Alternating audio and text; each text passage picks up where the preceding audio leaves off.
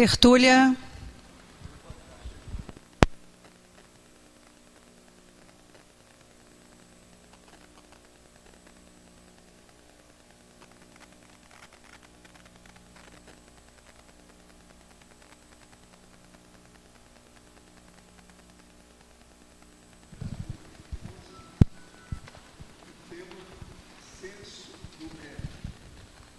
Especialidade autodiscernimentologia.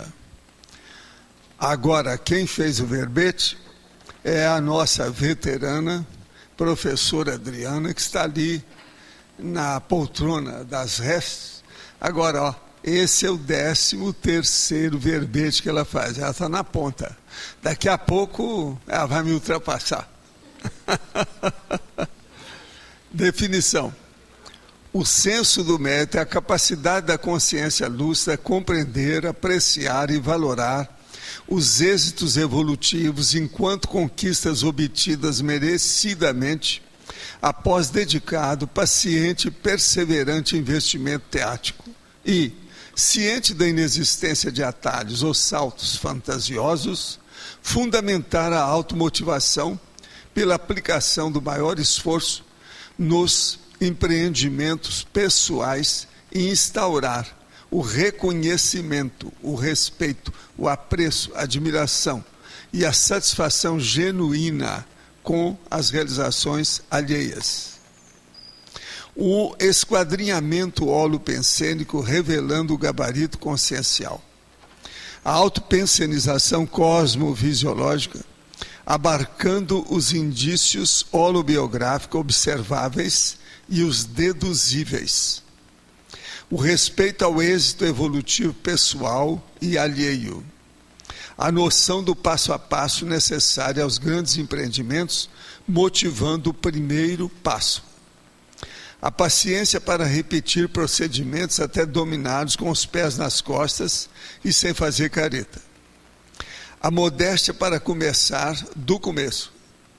O vislumbre do caminho a ser percorrido, considerando-se as peculiaridades e prioridades de cada personalidade.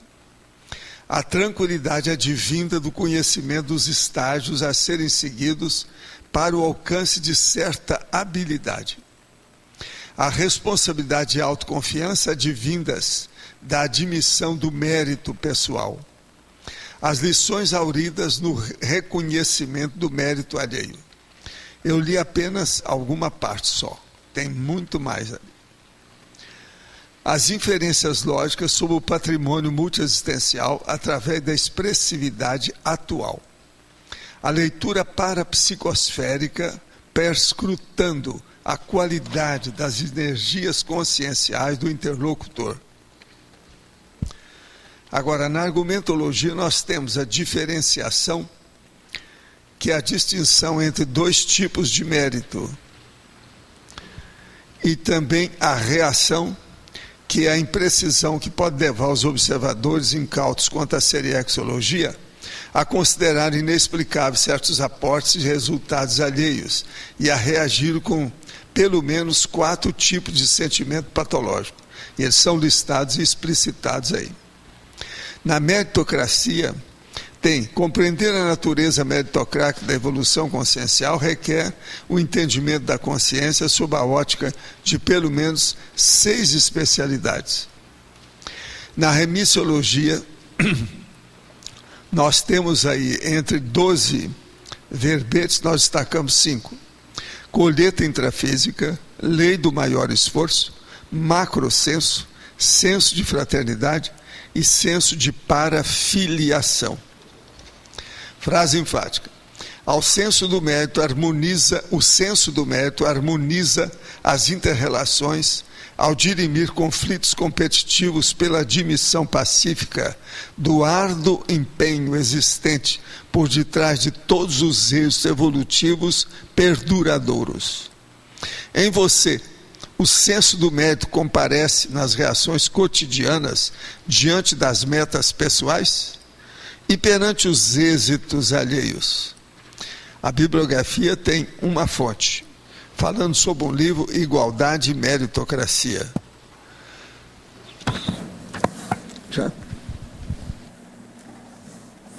Na mega análise, eu destaquei aqui meritologia, são 15 itens.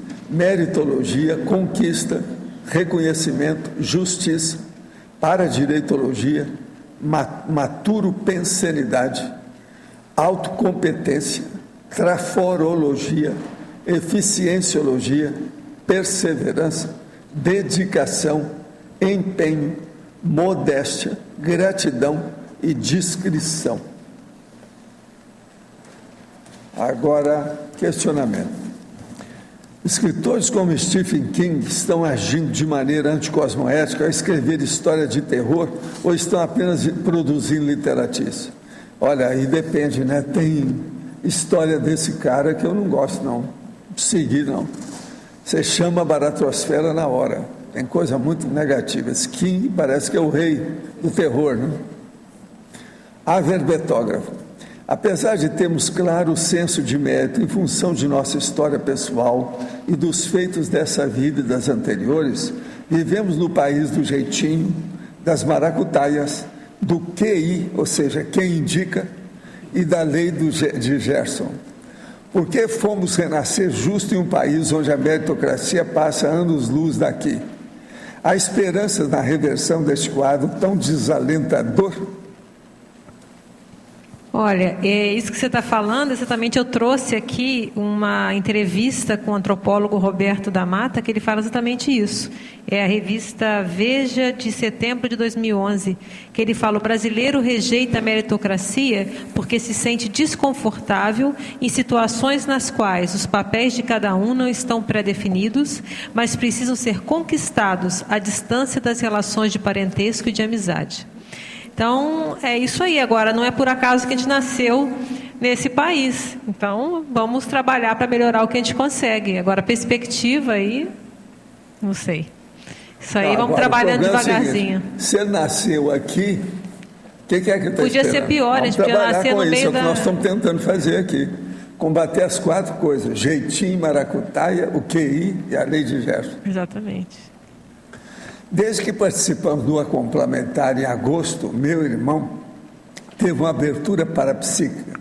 Porém, creio que está sendo vítima de mistificação e engodo, pois tais experiências não lhe trazem satisfação nem pacificação íntima. Ao contrário, provocam dúvida, cansaço, confusão, intranquilidade, uma vez que interferem negativamente no seu dia a dia e em sua disposição. Conta ele que ficou acordado a noite toda trabalhando com amparadores. Dormiu a partir das 6 horas e foi acordado às 8, por uma concierge para trabalhar até às 12 horas, período em que deveria estar ganhando a vida. Acho tudo isso muito suspeito. Pode ajudar a esclarecer, orientar? Olha, seria bom ele ir na consciência terapia, dar um jeito, ver o que você faz sobre esse aspecto. E você mandou o nome aqui para a TENEPS, nós vamos colocar lá. Deixa comigo. Lembro que, em 1998, durante o primeiro congresso de inversão existencial, o senhor mencionou a condição particular de uma pessoa deixar seu parceiro ou parceira para ficar com outro ou outra. Referiu-se a tal situação como triângulo, e não como possível formação de dupla evolutiva. Em algumas ocasiões, inclusive, tem recomendado a pessoa que se encontra nessa situação deixar as 2 anteriores e procurar a terceira. Conhecemos casos em que a situação triangular se desfez e logo se formou a dupla evolutiva com aparente êxito. Poderia ampliar, se possível, os aspectos cosmoéticos envolvidos nesse problema? Olha, o que eu vejo é o seguinte: a gente tem que ver o processo da monogamia. Isso é muito importante. E deixar de ser tico-tico do fubá eternamente. E também o problema da... Sabe como é que é? A dispersão de emoção com pessoas, etc. Tal. Isso tudo não é bom e é negativo. Agora, o problema todo é que a pessoa que sabe a intenção e o que ela está fazendo. Agora, o ideal é não tapear ninguém, é ser o mais explícito, sincero, franco perante as situações, principalmente em matéria de emoção. Agora, dupla evolutiva são 2 pessoas, e fim de papo. O triângulo é sempre problemático, devido ao triolismo. Sempre fica uma pessoa que fica mais atraente do que a outra, e acaba o triângulo. Nunca o triolismo depende ou demora muito ou perdura por muito tempo. Sempre dá problema com o passar do tempo. Agora, a pior coisa que tem nisso, que tem que se evitar, é a promiscuidade. Desejaria que a verbetógrafa nos explicasse melhor o último item da pensenologia, página 1. A autopensenização cosmovisiológica, abarcando os indícios holobiográficos observáveis e os dedutíveis. Sim. Que a gente está falando justamente do mérito, né, e da dificuldade de se avaliar o mérito, tanto próprio quanto alheio, justamente pela essa dificuldade da gente ver o que a gente já fez no passado. Então, na hora que você busca, na hora de fazer uma avaliação de mérito, essa autopensenização cosmovisiológica, você vai levar em consideração isso. Mesmo que você não tenha uma total retrocognição, mas você, a partir da observação e sabendo dessa possibilidade, você vai olhar com cuidado. Então, você vai procurar quais são os indícios holobiográficos observáveis, que são óbvios naquela pessoa. Então, não dá para ver que aquela pessoa já fez aquilo há muito tempo, há muitas vidas, aquilo ela faz com o pé nas costas, como fazem. E quais aqueles que não são tão óbvios, mas são deduzíveis. Então é isso que eu queria dizer, que nessa avaliação, se você pensa grande, não pensa só olhando nessa vida intrafísica, você tem mais chance de fazer uma avaliação mais fidedigna. Poderia comentar também Principiologia, página 2, segunda linha. O princípio da aceleração evolutiva possível. Que tem correlação com um mérito, né?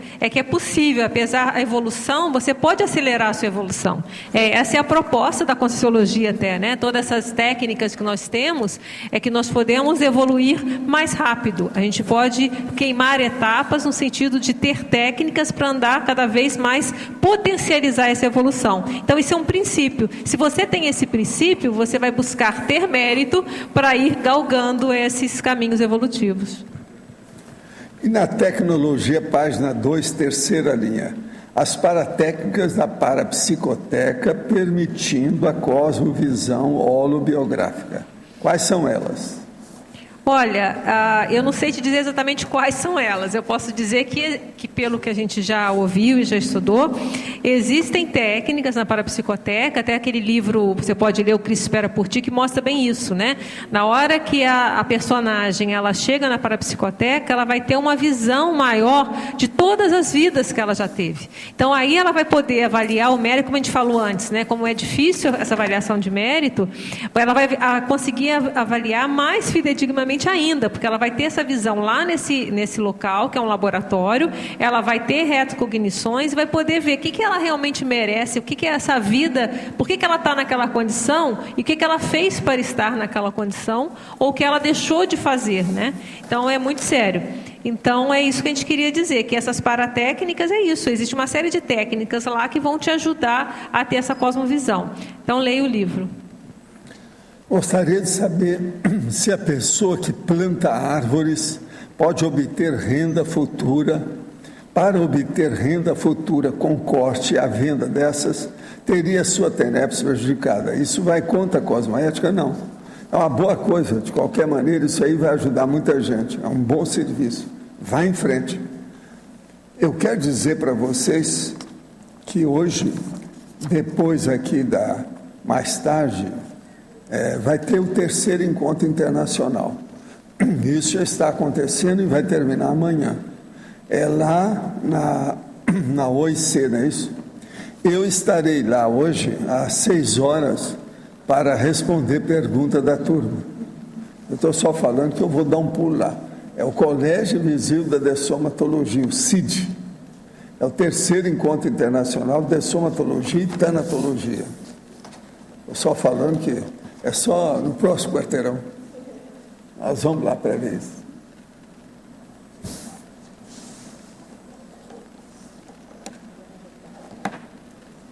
Pode falar. Aqui, Adriana, na página 1, você tem o último... Está desligado.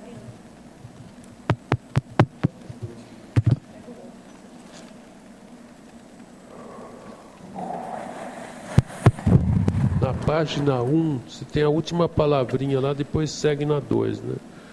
Os sistemas de merecimentos monovisuais apenas intrafísicos, incorrendo em distorções ideológicas sectárias. Isso até é bem discutido nesse livro que eu citei na bibliografia, que é esse aqui, ó. Igualdade e Meritocracia.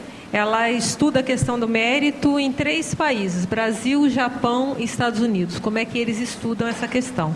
Então, o que a gente pensa, né? E como que ela coloca também? Porque pode haver algumas distorções. Por exemplo, logo depois a gente já fala o desvirtuamento do conceito de merecimento, justificando privilégios, elitismos e discriminações. Então, por exemplo, se você fala assim, eu vou selecionar só os melhores, e você vai investir só nos melhores, eles vão ser sempre só os melhores. Você não vai ajudar que os outros também cresçam. Então, é esses cuidados que a gente está dizendo que o senso de mérito não é isso. O senso de mérito que a gente está falando é outra coisa. Então a pessoa começa a se sentir melhor que os outros. Então eu sou a tal, eu sou muito melhor que todo mundo. E não é verdade, porque ela pode ter mérito em uma área da vida, mas em outra ela não tem. Então, geralmente a gente vai crescendo levando várias coisas, né, ao mesmo tempo. Então é isso que a gente queria dizer. Cuidado, a questão do cabotinismo, tudo isso vai dando essa distorção na maneira de olhar o mérito. E depois esse seguinte, esse desvirtuamento em seguida, né, o desvirtuamento do conceito de merecimento justificando privilégio elitino. É exatamente isso que eu estava falando. Então, foi baseado nisso, nessa leitura que eu coloquei isso. Então, desvirtuamento do conceito de merecimento, justificando privilégio, elitismo, discriminação. Então, você vai discriminar as pessoas. Então, tudo isso começa a ter uma distorção que não é o que a gente fala. Então, logo depois a gente corrige. Olha, o sistema de merecimento cosmoético, cosmovisiológico, ele é imburlável. E é bem diferente disso. Então o senso de mérito vai eliminando as tentativas insanas e frustas por obter ganhos evolutivos e merecidos. Porque o privilégio, a gente sabe que na evolução não tem privilégio, né? Essa questão desse livro aí, eles colocam a meritocracia aí de uma forma... que forma que eles colocam? Assim? Não, depois você dá uma lida, ela faz um estudo mesmo, ela mostra como que é o sistema meritocrático nesses 3 países. E como que é as dificuldades de implantar, como é difícil, ela fala isso, né? Como é difícil você julgar o mérito de alguém. É difícil. Isso ela fala só intrafisicamente. Como é que você vai medir o esforço de alguém e o outro? Então, é complexo. Por isso que eu tento colocar lá no final... que eu chego a falar isso, né? Que a heterofação de méritos fica imprecisa pela dificuldade de se medir os esforços e o retroesforço de outrem. O nós ainda aumenta, porque a gente tem todos uns retroesforços que a gente às vezes não está vendo tão claramente. Então, aquela pessoa que domina muito alguma coisa, parece, poxa, mas por que eu não? Por que não eu? Quanto que essa pessoa já suou? Ou suou, ou suou antes. Então, o que eu estou querendo dizer é que esse raciocínio sobre o senso de mérito, esse estudo sobre o senso de mérito, ele tranquiliza. Ele dá ao mesmo tempo que você vai se pôr no seu lugar em relação ao mérito, o que eu mereci, mas também te tranquiliza. Muito bem, olha, eu posso me esforçar e eu posso fazer também. E o que eu tenho de mérito? Eu também tenho. No mínimo, o curso intermissivo, você não chegou lá por acaso. Então, se eu cheguei a um curso intermissivo, eu tenho mérito para isso. Qual foi? O que eu fiz? O que eu posso ainda fazer? Então, é essa discussão que eu estou querendo trazer para a gente pensar. Correto, obrigado. Opa. Você poderia comentar a página 1, pensenologia, a última linha, que é a autopensenização cosmovisiológica, abarcando os indícios holobiográficos observáveis e os deduzíveis. Eu já havia falado, mas o que é isso? É que quando você começa, justamente, se você vai olhar só, como a gente coloca aqui, né? O mérito só do ponto de vista humano, como é que a gente faz? Como é que a gente analisa? A gente vai lá olhar a idade, né? Então, por exemplo, a pessoa veio aqui, Veio o rapaz aqui, defendeu o verbete com 15 anos. Poxa, tem mérito. Você está vendo a idade, a precocidade. Tem mérito. Você vai olhar a questão da formação acadêmica. Então, se a pessoa estudou mais, tem um curso melhor, ela tem um mérito. Então, a gente vai avaliando. Por exemplo, o gênero. De repente, dependendo se ela é mulher e faz determinada coisa, ou se ela é homem e faz determinada coisa, tem mais dificuldade. A gente também vai avaliar o mérito. A questão das funções que a pessoa já exerceu, o currículo vitae. Você olha o currículo da pessoa, pô, você tem mérito, já fez muita coisa essa pessoa. Não é isso que a gente vai avaliando? Olha lá a questão do tempo de serviço. Nossa, já trabalhou 50 anos lá como professora. Poxa, que mérito tem essa pessoa. Tá. Então, isso é uma avaliação intrafísica. Na hora que a gente coloca o holobiográfico, tudo vai ampliar. Porque aí tem uma série de aptidões que não estão a gente não tem esse acesso ao paracurrículo, né? Então, na hora que a gente avalia, se a gente tem essa cosmovisão, pelo menos a gente leva em consideração que além desses fatos intrafísicos, existem outros, mesmo que a gente não estejam tão óbvios, isso já faz a gente pensar diferente. Então, a gente vai procurar um indício. Então, a gente vê uma pessoa que é muito boa em alguma coisa, exemplar naquilo. Poxa, admiro aquela, nisso ela é muito boa. O que ela tem? O que ela fez? Qual o mérito que ela tem? O que ela faz? Porque muitas vezes o mérito é intrafísico. Porque às vezes tem essa distorção também, né? A pessoa fala assim, não, então o fulaninho já fez isso em muita vida, então tudo bem, ele é melhor mesmo. E não faz nada. Isso também é uma distorção. Porque às vezes a pessoa não está vendo o suor que ela faz nesta vida. Porque não adianta você ter só uma tendência a alguma coisa, você tem que pôr ela para funcionar. Então, às vezes, você vendo aquela pessoa exemplar e você se informando, procurando o que ela faz, que técnica que ela faz, qual o suor que ela faz ainda hoje para isso. Isso também dá uma tranquilidade. Eu vejo um caminho, opa, então é possível lá, olha. Eu vou seguir por aqui, eu posso fazer a mesma coisa e vou chegar lá também. Entendeu? Então, mas é isso tudo se você fazer essa pensanização maior, você vai avaliar isso maior. Quais são os indícios, então, holobiográficos que eu observo e que é óbvio? E aqueles que são deduzíveis. Eu não é tão observado, essa pessoa já deve ter escrito muito romance na vida, por exemplo. Eu não sei, às vezes nem ela lembra, mas eu posso deduzir, em função de alguns resultados. Está claro? Oi.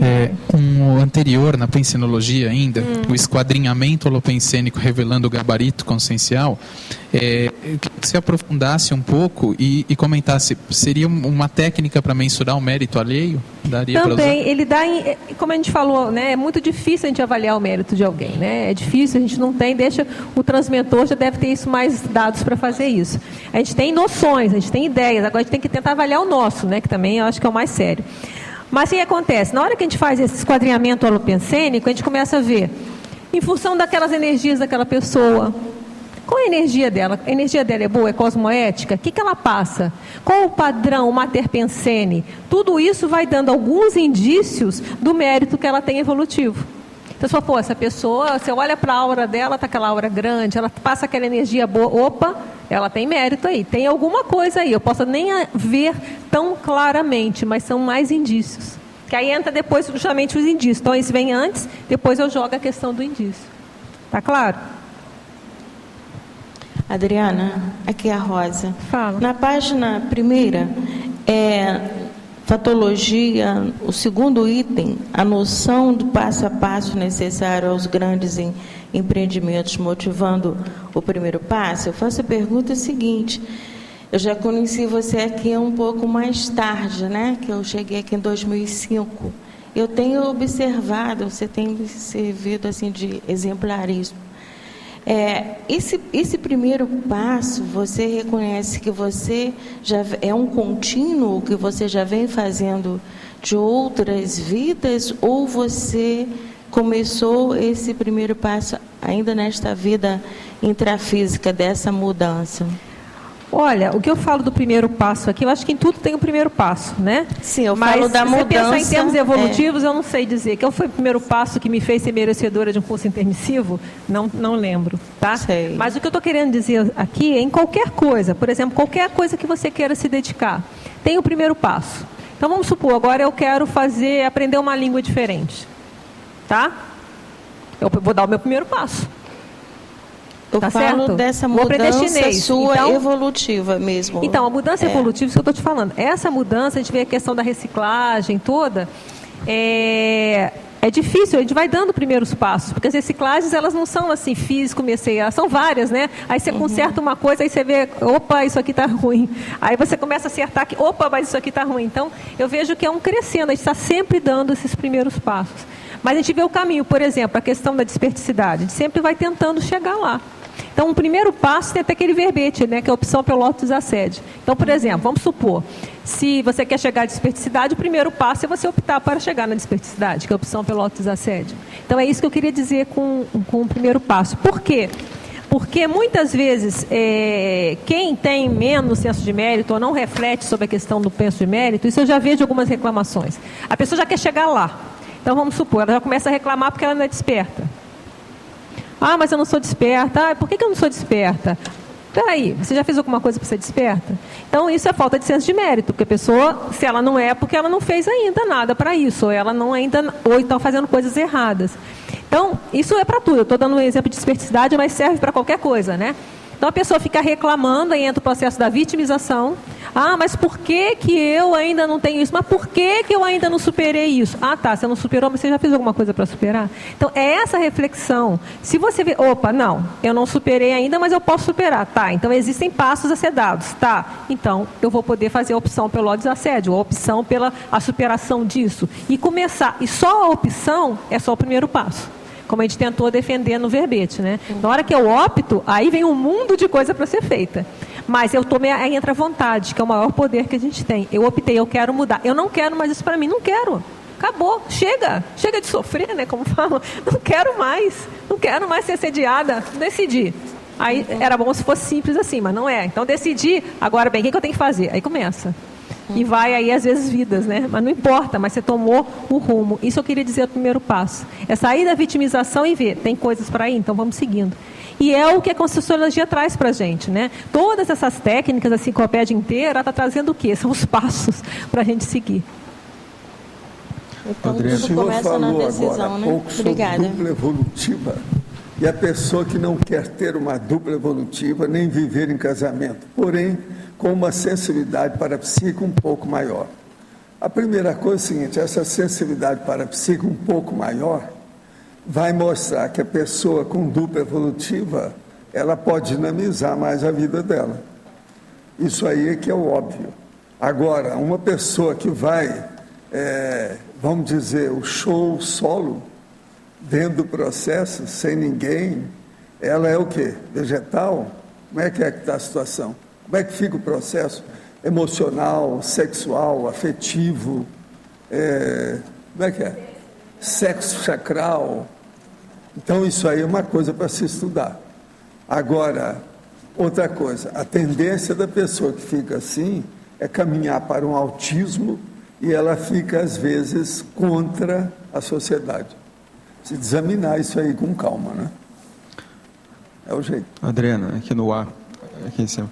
Eu queria saber como você insere dentro da meritocracia a questão do extrapolacionismo. Onde você acha que ele entra, quais os critérios que você acha que isso são levados em conta para isso? Olha, eu não sei dizer, mas eu vejo que a extrapolação, pelo menos as que eu já pude vivenciar, elas são fruto do esforço. Por exemplo, você vai trabalhando em alguma área, de repente você tem uma extrapolação. Aí você vê aonde você pode ir. Aí depois você volta a virar abóbora de novo. Então, eu não sei, eu não teria condições de fechar, dizer que sempre é assim, tá?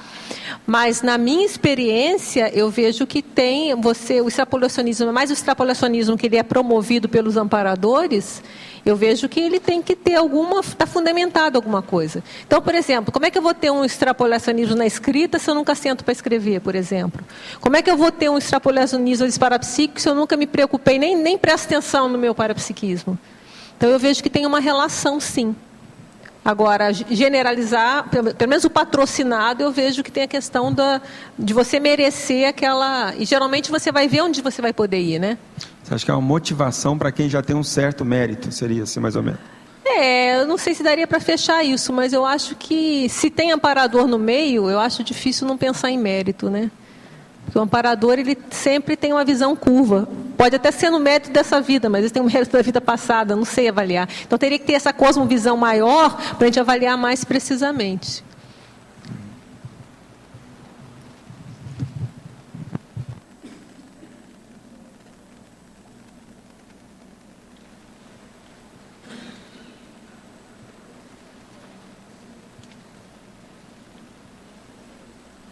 Professor Valdo, aqui no ar.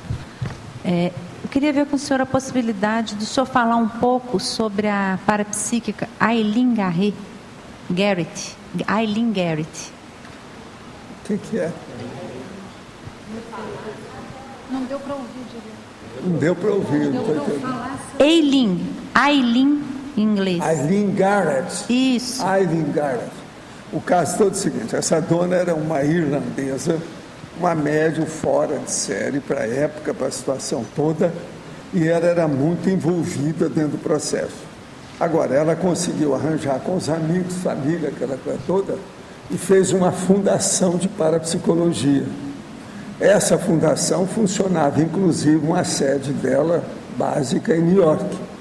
Eu frequentei as coisas lá do processo para ver, principalmente, os livros dela, entende? Agora, o que se passa com ela? Tudo indica que ela teve um nascimento igual ao meu, teve trauma, que deu alteração e ela ficou madura antes da hora, igual a criança que passa pelo trauma do nascimento. Com isso, então, desenvolveu mais o processo parapsíquico dela.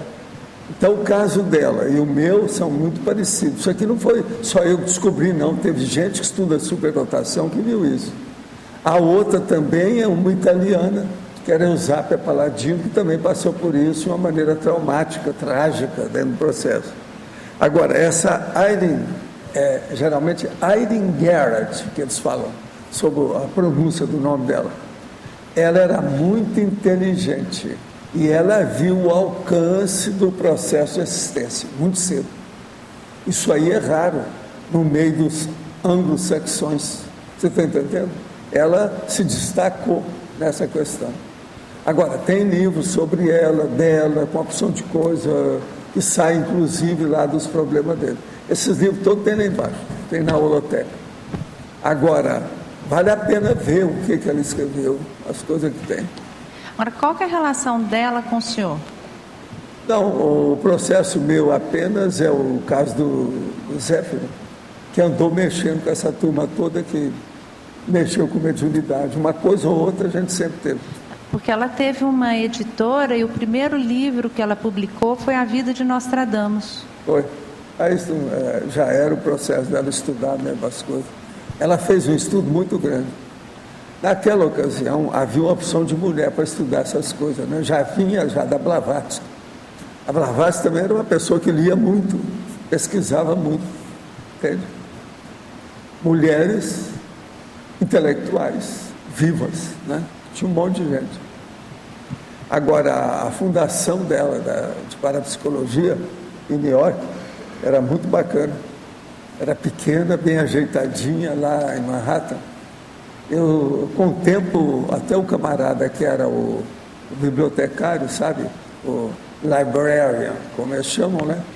Ele ficou amigo meu, tal, guardava até livro para mim, eu comprava, mas ele guardava os livros quando saía, as coisas que chegavam, relacionava os livros que tinha chegado, que eu não tinha visto, no período que eu não fui a New York. Era uma grande personalidade lá dentro. O librarian, quer dizer, o bibliotecário, sabe? Da fundação. Era muito bacana lá. Adriana, poderia, por favor, na página 4, heteroavaliação, depois tem a reação, o número 2, revolta, para aprofundar um pouco. Então, aqui a gente começou a ver, na questão do senso do mérito, o que a falta desse senso, ou ele, digamos, mais incipiente, dá nas pessoas, né? Então, a gente vê como é que a gente vê isso em reclamações no dia a dia e tal. Pode acontecer a questão, o 2 que você perguntou é a revolta. Então, por exemplo, se a pessoa não tem essa noção de que as pessoas, que há uma coisa meritória nisso, ela pode concluir erroneamente haverem regalias evolutivas para alguns. Então, por que o fulano tem... o fulano tem tudo. Você já ouviu isso? Tem pessoas que falam assim, mas fulano tem tudo, eu não tenho nada. Então, isso tem muitas essas reclamações, né? Então, surge o ciúme, a inveja, os queixumes, o mundo não me fez alguma coisa, o mundo me deve. Então, tem pessoas que acham que o mundo está devendo alguma coisa para elas, né? Tem até, eu lembrei hoje de uma mas é meio negativo, é de um autor aí, não vou nem falar o nome, que tem um negócio dele que tudo assim, o mundo me deve isso, me deve aquilo, me deve aquilo outro, me deve aquilo outro, isso no colégio. Então, a pessoa está sempre reclamando que o mundo lhe deve alguma coisa. E o mais sério que a gente fala depois é que nem sempre a aparente boa vida é a mais propícia à evolução. Então, às vezes aquela pessoa que pode ter nascido lá riquíssima, nem sempre é o melhor, nem sempre evolutivamente pode ser a melhor solução. Então, a pessoa, ela, às vezes, está vendo tudo meio equivocado, sem contar que você não está vendo, você está vendo de fora, né? Será que essa pessoa tem tudo, você não está vendo o esforço dessa pessoa, você não está vendo, às vezes, os problemas que ela tem, as dificuldades que ela tem, só vê de fora. Aquela história, o vizinho sempre é mais tranquilo, né? O jardim do vizinho é melhor, lá é tudo tranquilo, só eu tenho problema, né? Os problemas são meus, o vizinho é ótimo, olha só que vida calma que ele tem. Você não está lá dentro para ver. Então, o senso de mérito, essa revolta, justamente quando a gente vê essa revolta, a gente entende que falta esse senso. Primeiro, se a pessoa, por acaso, ela tem mais aportes mesmo do que outras, alguma coisa ela fez por merecer. E agora esses aportes são relativos, porque às vezes ter muito dinheiro nem sempre é um aporte evolutivo. Então, essa relativização, né, Lócia, que a gente está querendo que a pessoa tenha. Que também, se ela se revolta muito, não é um bom indício para... É a vitimização, né? É aquele verbete da vitimização. A pessoa tá tadinha de mim e paralisa. E ela não vai para frente, isso que é o pior. Porque essas posturas todas aqui, o que a gente quis colocar, é que elas levam a paralisação. Então, a pessoa, ela... para e ela não segue em frente, isso que é o pior. Por exemplo, nessa primeira aqui, a frustração. Tem a ver. A pessoa às vezes compara, né, o resultado dela com outra. Tem uma pessoa veterana, então ela já quer chegar veterana. Então ela compara, não, mas eu não tenho isso tudo, então... Aí entra dizendo, não vou fazer nada não. É a outra que tem, eu não tenho. Então também não leva a uma desmotivação, uma paralisação e uma estagnação. Se você vê que a pessoa tem isso, é porque ela fez por merecer, opa, então eu também vou fazer por merecer, por que não? Eu também posso. Não há privilégios evolutivos, eu chego lá. E o que a gente quis dizer também na subestimação, que eu vejo às vezes muito sério, é a pessoa, se ela entra nesse processo, ela pode subestimar aquilo que ela tem. Vamos supor, ela cisma com o Zezinho lá. Então ela quer ser o Zezinho. O Zezinho é excelente naquilo. E ela cismou com o Zezinho, ela quer ser igual o Zezinho. Então ela quer, e às vezes o Zezinho já tem 20 vidas que ela faz aquilo, mas eu quero ser igual o Zezinho. E às vezes ele é muito, muito bom em outra coisa. E uma outra coisa que também é produtiva, que também é evolutiva, que também é cosmoética, mas ela quer ser igual o Zezinho. Então isso gera um problema de competição nela que ela vai paralisar. Enquanto que se ela valorizar aquilo que ela... Tudo bem, o Zezinho é muito bom, que ótimo, eu quero também ser bom nisso aí, legal. Mas o que eu tenho que eu já sou bom? Às vezes, por outro caminho, ela vai chegar lá também, mas valorizando aquilo que ela tem de melhor, que ela também tem o mérito, ela também tem aprendizagem, ela também tem coisas. Então, é essa distorção que às vezes eu já vi acontecer também. Correto, obrigado. Professora Adriana, poderia ampliar na parafatologia, penúltima linha, a motivação por obter as condições meritórias requeridas ao investimento da parapreceptoria? Pois é, né? Como a gente falou, né? Se a gente fala que não existe privilégio evolutivo, todo mundo quer ter amparador, né? E a gente já fala, amparador está onde o assistido está. Então tá, eu quero ter amparo, então o que eu preciso fazer para ter amparo? E o que eu preciso fazer para ter mais amparo? E o que eu preciso fazer para chegar a uma OFIEX? E o que eu preciso fazer para seguir? Então, toda a questão do senso de mérito, a ideia é que ele motive a pessoa a obter essas condições meritosas requeridas para a parapreceptoria investir nela. Então, o que eu preciso para que os amparadores invistam em mim? O que eu preciso retribuir para que eu me torne digna desse investimento? Porque eles não vão investir por acaso. Eles investem porque tem assistência, porque tem alguma coisa, algum resultado positivo, resultado cosmoético. Então, o que eu preciso fazer? Então, é isso que a gente estava pensando em falar aqui. A verbetógrafa. Na maioria das mídias, há o apelo para a relação dotação versus fama. Ou seja, não temos o mérito pela tentativa de acerto, nem ao menos pelo aprendizado com o erro.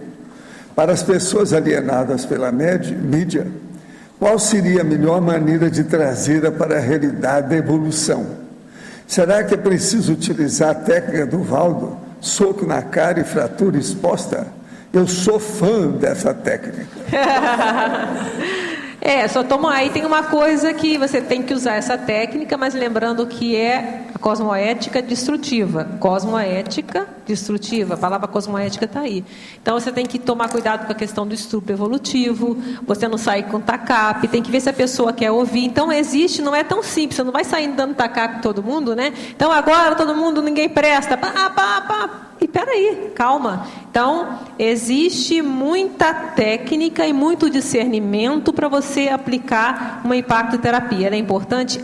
Tem a hora da impactoterapia? Tem. E às vezes a pessoa vai ficar anos sem entender. Vai ficar de cara feia com você durante anos.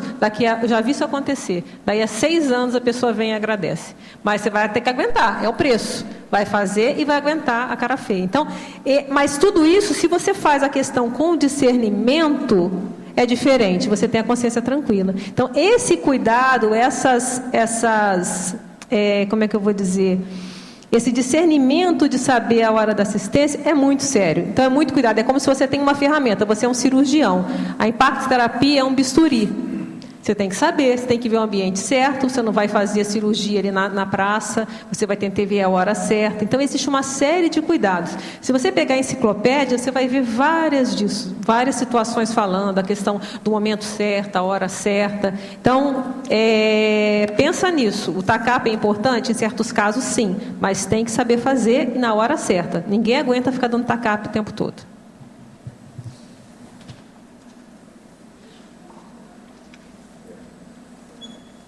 Não sei se você já comentou, página 2, na parafatologia, final da primeira linha, você pode falar um pouco mais sobre isso, as inferências lógicas na parafatologia. Tá, parafatologia.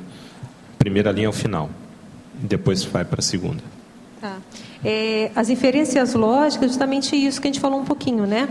Você, a partir da observação da sua expressão, daquilo que você faz com o pé nas costas, daquilo que você tem uma certa tranquilidade para fazer, você começa a inferir, mesmo que você não tenha aquela retocognição claríssima, eu já mexi com isso aqui eu não tenho, vamos dizer, eu tenho jeito, eu tenho não seria a boca torta, tem um outro nome que fala, é do métier, tem gente que fala assim, né? Eu sou do métier. Então a pessoa, ela é daquele métier, aquilo ali, ela de certa forma, ela tem jeito. Mesmo que ela não lembre, ela começa a ter essa ideia, tanto da própria quanto dos outros, né? Às vezes você olha a pessoa e fala, não, isso aí é um político de longas vidas, né?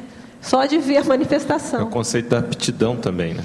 A aptidão dá essa ideia, né? A pessoa tem uma facilidade para aprender algo, tem uma tendência para aquilo. E ela faz aquilo com uma tranquilidade. Mas lembrando, né, que uma coisa que a gente vê no mérito, não adianta só aptidão. Se ela não aplicar, tem muito talento, tanto é que a gente coloca aqui, né, méritos improdutivos desmerecem, né? Então a pessoa, ela tem aquele mérito, mas também se ela não começa a mexer com aquilo, vai ficar amortecido. Ela custa e a gente percebe que é difícil de recuperar, né? Às vezes a gente faz muito esforço para tentar recuperar, às vezes, um gabarito que a gente já tinha.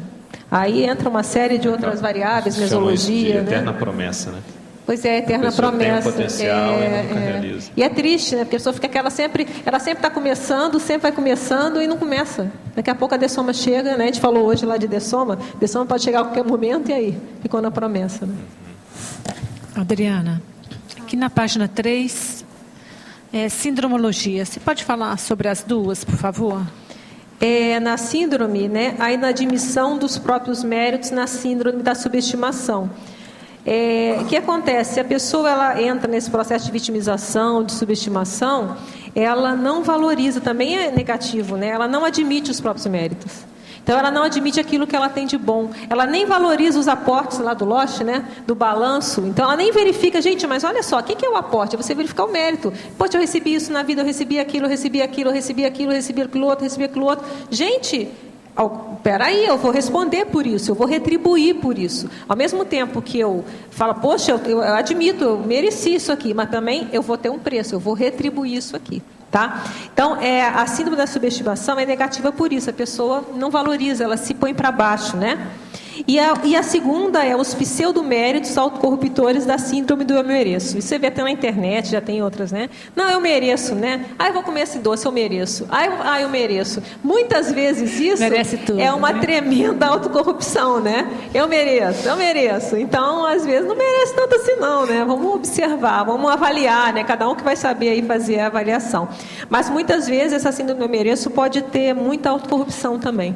Então, isso que a gente quis para as pessoas pensarem, né, nessas duas situações. É aquele que acha que merece, não acha que merece, ou subestima, e aquele que acha que merece mais do que realmente merece. E o que você indica para vencer essa primeira, a subestimação? A primeira, aí temos a conscienciometria, que vai ajudar a avaliar, temos a Apex lá, com os aportes, e enfrentar. Porque na hora que você admite o mérito, vem a responsabilidade. Então, se eu tenho isso, eu vou responder por isso. De novo, os méritos desmerecem, né? Se você deixa ele improdutivo. E dá trabalho. Porque eu vejo que as altas, se você é bom em alguma coisa, isso a gente vê nos exemplos, né, das pessoas mais exemplares que a gente vê o esforço que a pessoa faz. Não é assim, então eu sou bom nisso, eu sou bom nisso. Não é assim. Pelo menos que a gente observa, as pessoas que são boas, elas estão sempre trabalhando para ficar melhores. Há um esforço muito grande sempre. Então, dá trabalho a gente assumir os méritos que a gente tem, né? Aquilo que a gente já fez, até para poder fazer mais, para se tornar... E sempre são poucos, né? Se a gente está pensando em evolução, a gente sempre merece pouco, se a gente pensar, né? Sempre a gente tem muito mais coisa para fazer ainda, muita coisa mais séria que a gente ainda nem vislumbrou que a gente pode fazer. Obrigada. Poderia aprofundar na parafatologia, primeira linha, as inferências lógicas sobre o patrimônio multiexistencial através da expressividade atual. O Lost foi mais rápido, né? Acho que eu já falei, né? Isso mesmo, você vê as lógicas, o que você tem aí de bom. Adriana, aqui na página 3, aqui o Antônio. Pode falar que eu te É o seguinte, se voltando novamente à síndromologia, na segunda síndrome, né? A do eu mereço. Os pseudoméricos autocorruptores da síndrome do eu mereço. Isso aqui tem assim, duas situações. Uma aquela que o cara tem um egão, não é isso? Isso eu quis falar. Mas tem aquela situação também que o cara diz aquilo quando se depara com uma situação negativa. Eu mereço isso, no sentido de autopunir. Eu acho que tem essa segunda situação. Não tem essa segunda interpretação? Eu tinha pensado nisso, porque geralmente as pessoas... as pessoas geralmente falam isso, mas eu acho que você está correto. Você tem uma abordagem realmente... Isso. Ambas são patológicas, não tem dúvida, mas elas têm um significado diferente.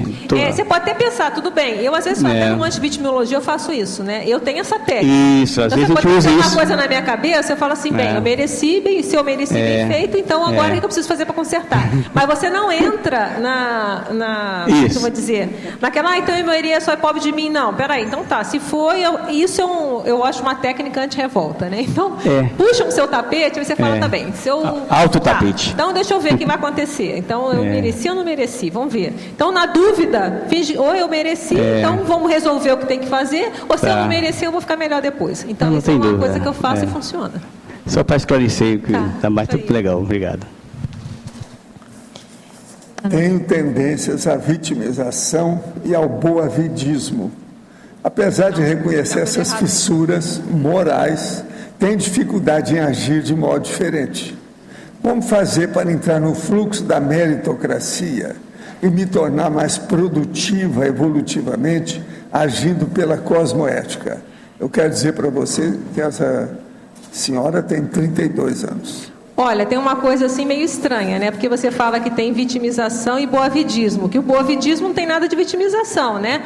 Boavidismo é você estar na vida boa, você está até se dando bastante, né? Está se dando bastante cartaz, né? Eu posso ficar aqui numa boa. Então, acho que é a questão da opção mesmo. Você está muito nova, 32 anos. Quer fazer? Chega de boa vida. Fala assim, já minhas férias acabaram. A partir de hoje acabaram as férias, tá certo? Então, agora vamos trabalhar. E é decisão. E a vitimização aí, eu estou achando que você tem que estudar esse seu diagnóstico, se está realmente correto, como é que é isso.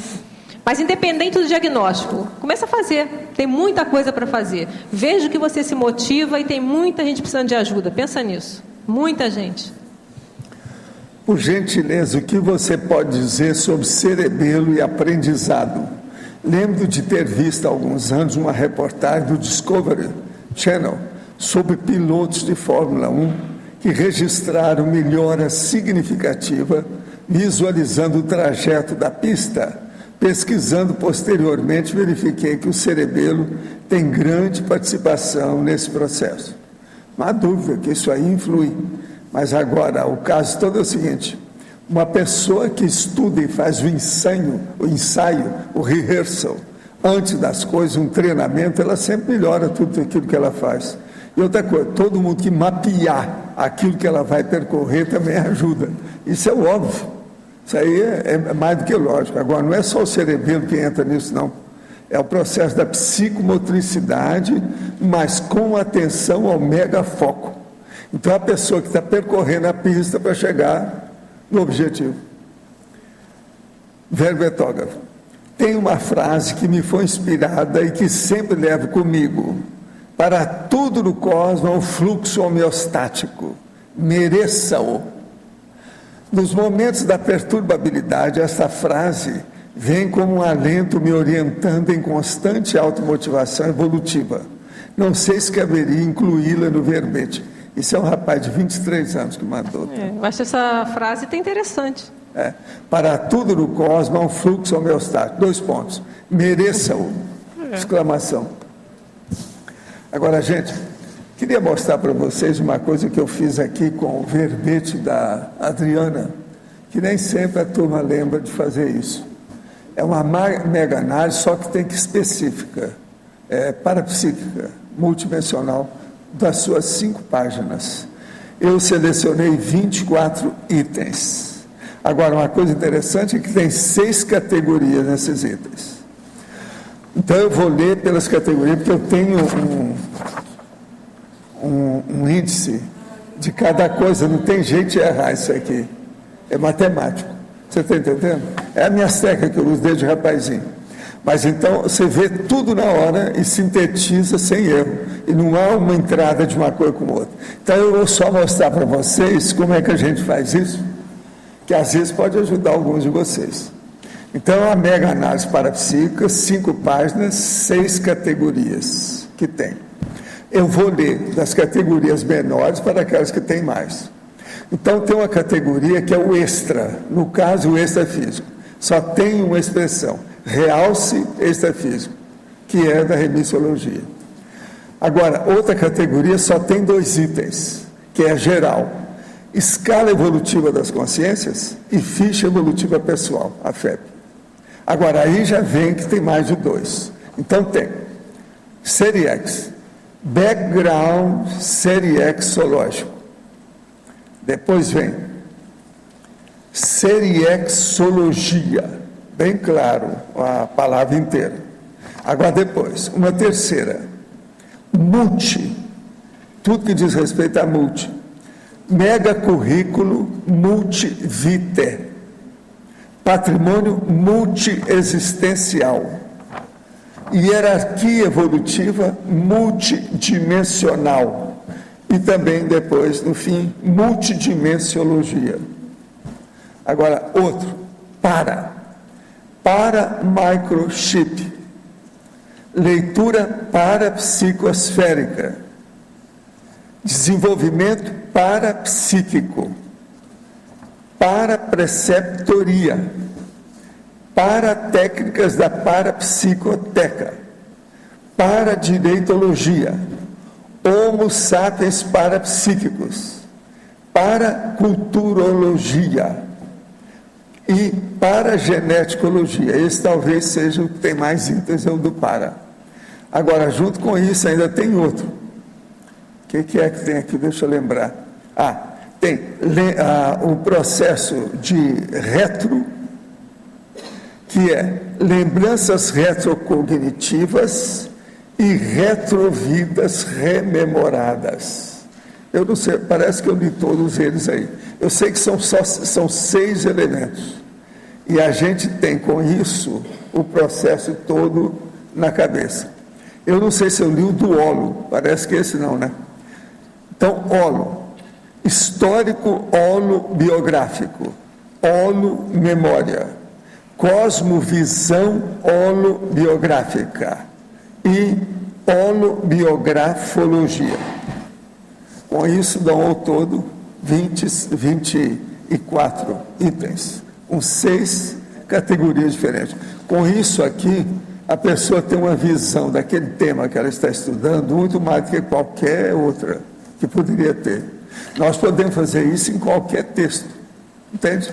Sempre vai ajudar a pessoa, quem estiver pesquisando. Agora, eu peguei um outro verbete, quer dizer, uma outra cópia, um outro exemplar, para fazer separado, para não haver complicação.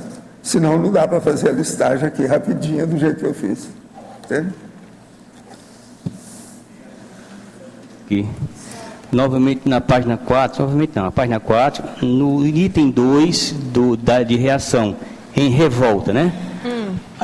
Tem um verbo haver aqui, que está no sentido de existir, ele está no plural.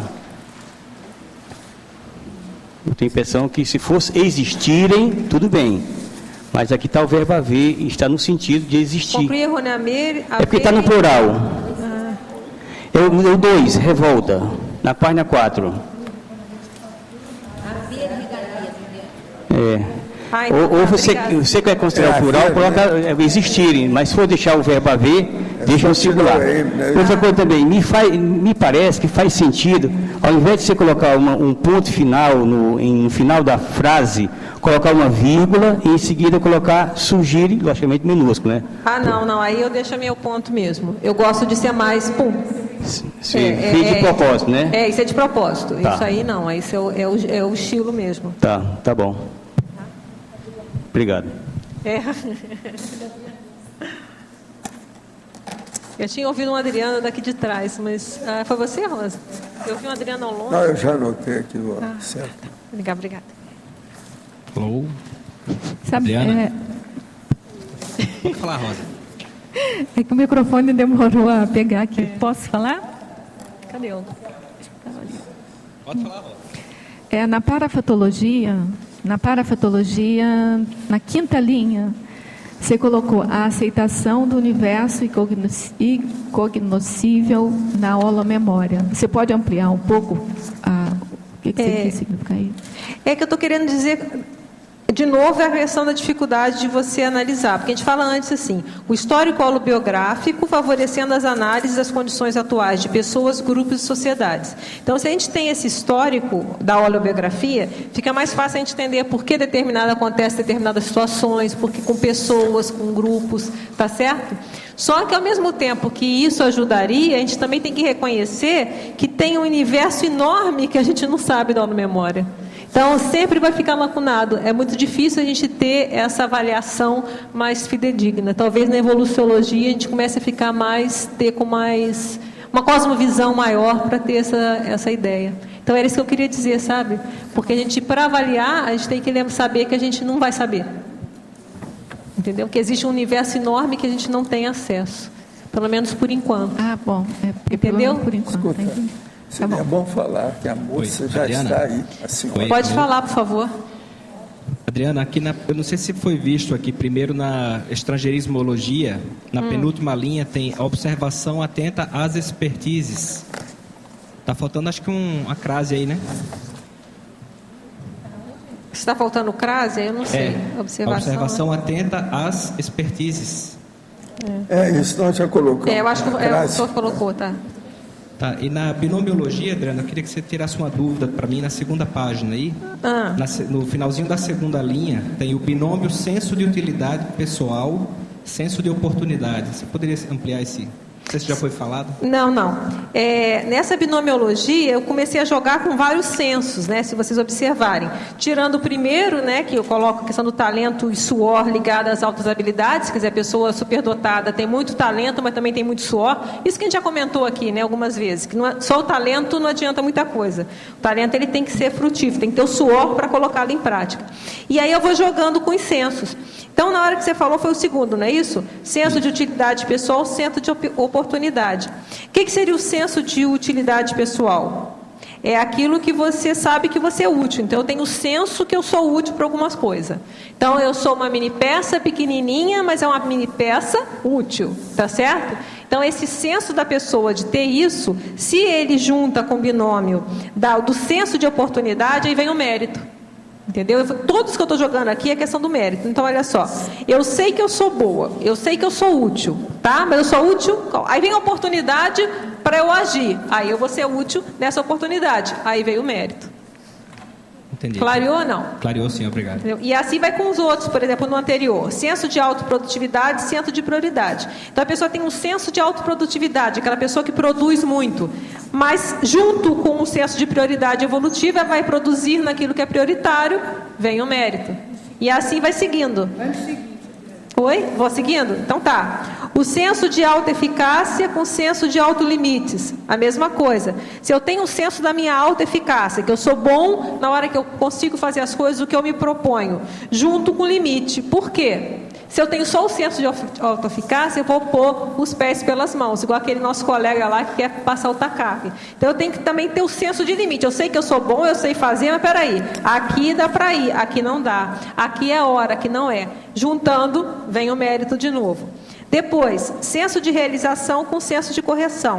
Então, eu tenho o senso de realização, aquela pessoa que é realizadora, né? Então, ela sabe fazer, ela consegue pôr as coisas em prática, mexer com os contextos e fazer a coisa funcionar. Sem o senso de correção, no sentido de fazer a coisa correta, cosmoética, ela também põe os pés pelas mãos. Então, ela começa a fazer o quê? Aí vem todos aqueles erros, os fins justificam os meios e tal, né? Ela começa a fazer sem saber o que está fazendo, sem refletir.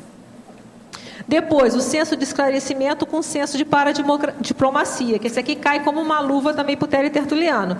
Eu tenho o senso de esclarecimento, o senso de Tales, eu quero esclarecer as pessoas, eu acho que é importante esclarecer. Sem o senso de paradiplomacia, também eu acabo não funcionando. Eu vou tentar fazer uma Tales, faço mal feita, aquilo vai, em vez de ajudar, vai piorar a situação. E, por último, o senso de heurística com o senso de confort, que é o que a gente está tentando aprender com a enciclopédia, né? É o senso de heurística, que é o senso de criatividade, de inventividade, mas junto, ele só tem muito gênio aí que não consegue expor a ideia. Então, ele tem aquela ideia maravilhosa e não vai. Então, o senso de confort, de você conseguir aliar o conteúdo com a forma, é que aí vem a Tales. Eu tenho a inventividade, eu tenho a criatividade. E eu tenho a questão da forma, a preocupação de passar isso da melhor forma, em questão didática, juntou, vem o mérito. Então, era isso que eu queria jogar aqui com esses sensos.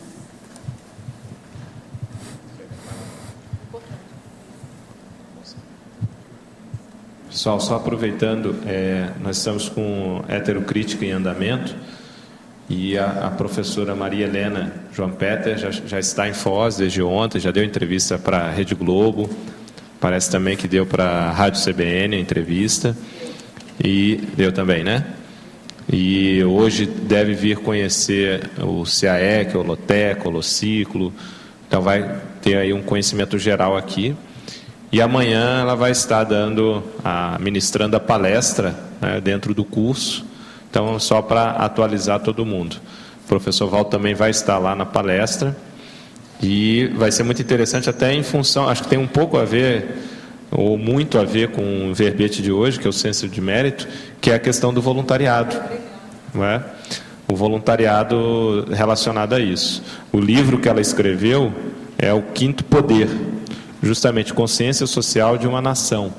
Então, é o quinto poder com a proposta que é o voluntariado do terceiro setor. Então, você tem o primeiro poder, né? Os três poderes seriam o executivo, o legislativo, o judiciário, o quarto poder, que é considerado que é a mídia, e o quinto poder seria justamente a sociedade civil organizada, o voluntariado, o terceiro setor. Então, tem uma relação direta com o trabalho nosso da CCCI. É uma pessoa, como o professor Valdo colocou recentemente, uma das pessoas mais qualificadas que vem visitar a gente aqui na Cognópolis, no curso Heterocrítica e nas atividades nossas. Então vai ser bastante interessante e até fazer essa associação com o senso de mérito, né? O que o voluntariado propicia como mérito para a condição evolutiva. Já se foi dito várias vezes pelo professor Valdo que o que fez a gente entrar no curso intermissivo foi assistência. E o voluntariado, o que é? Justamente assistência. Então, só é importante fazer esse registro, aí a pedido do professor Valdo, que ela já está em Foz do Iguaçu. Melissa. Oi. Na página 2, em fatologia, o último item, a lucidez quanto às vagas ilimitadas para o avanço na escala evolutiva das consciências. Você fez, não sei se de repente tem como fazer, ou se você colocou de propósito, talvez, na 4ª linha, a troca do instinto de competição pelo senso de cooperação. Exatamente. Foi de propósito mesmo. Isso até é uma frase que eu já fiz um artigo, que eu termino com essa frase aqui, lá há muito tempo, né? Então, é exatamente isso. O mérito, o que eu estou falando? O mérito, ele acaba minimizando, que entra a frase enfática também, esse instinto de competição pelo senso de cooperação.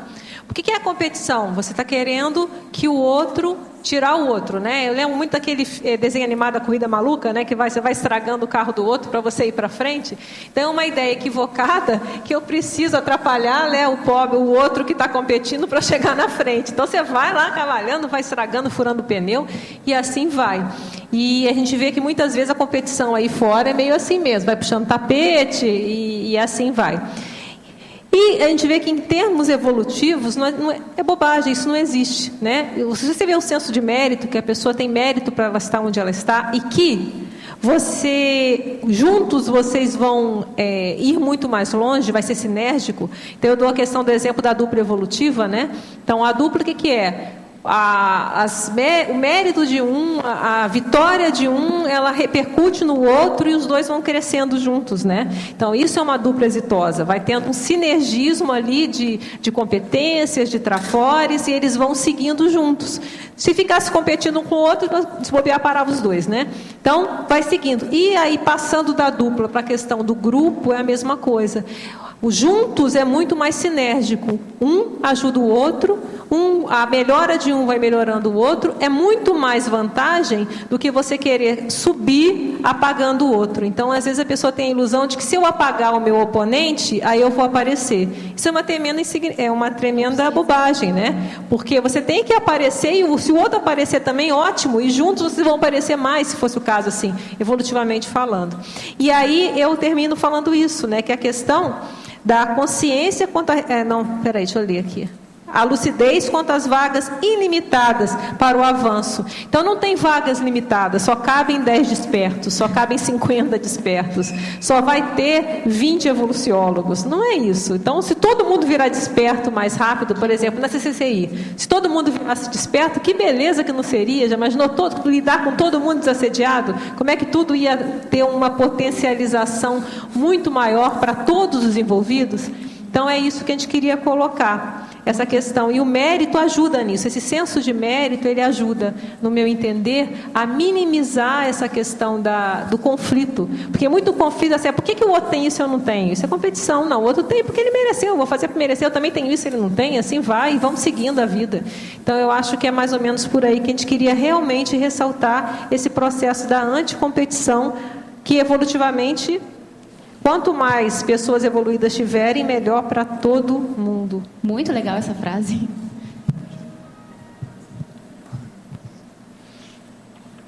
Uma coisa que eu queria falar também, que eu acho que eu vejo muito acontecer, pelo menos aí nos meus cursos, é a questão daqui na parafatologia, que a gente fala assim, 4ª linha. O entendimento sobre o desenvolvimento parapsíquico ser constante, gradativo e crescente, tal e qual em qualquer outra área de manifestação. Por que eu fiz questão de ressaltar isso? Porque a gente vê muito isso.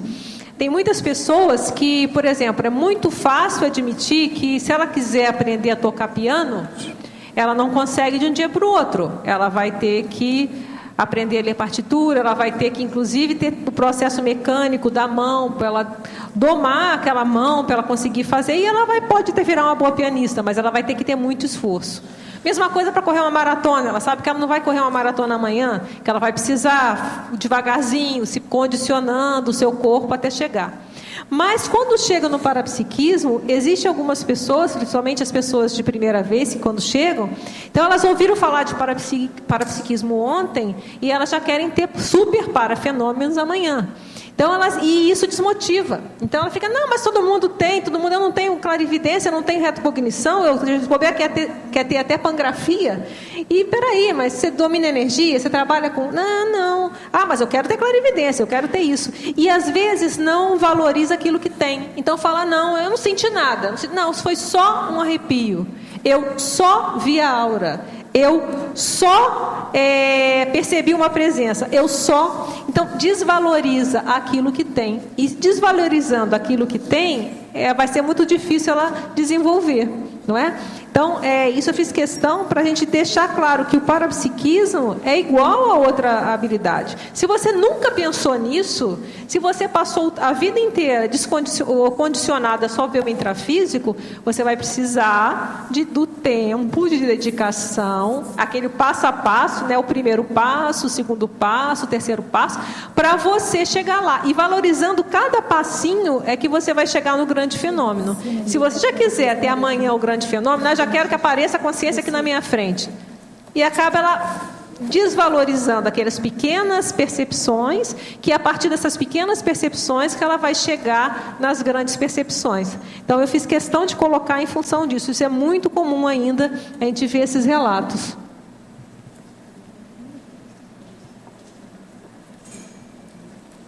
Ana, sim. Na página 2, 4, acho que é sexta, 2, 4, a sexta linha, na fatologia ainda. Tá. Não é bem uma pergunta, só para dizer que eu gostei muito de ver a PROEX sendo o desafio de fazer valer o próprio mérito, porque a gente sabe isso, mas assim, pinceniza pouco sobre isso na medida em que a gente, pelo menos eu, né, tem vontade de executar bem a PROEX por causa do complexo para ganhar mérito depois, e na verdade já é o mérito, né? Entendeu? Gostei muito de ver isso aqui. Você pode comentar mais um pouco? Exatamente, porque se a gente tem PROEX, a gente já tem o curso intermissivo, né? Passando nesse sentido. Então, eu tenho meu curso intermissivo, ganhei uma programação de vida, então eu tenho mérito para isso. E aí eu vou fazer valer esse mérito. Não sei se o Lost concorda, mas eu vou fazer valer esse mérito que eu consegui, que era a questão dos aportes, né? Isso que eu ia falar, é o princípio dos Pode aportes. Não, você acabou de falar. Consulta especialista. Mas o aporte, a lógica é essa, né? Você recebe para poder já fazer assistência.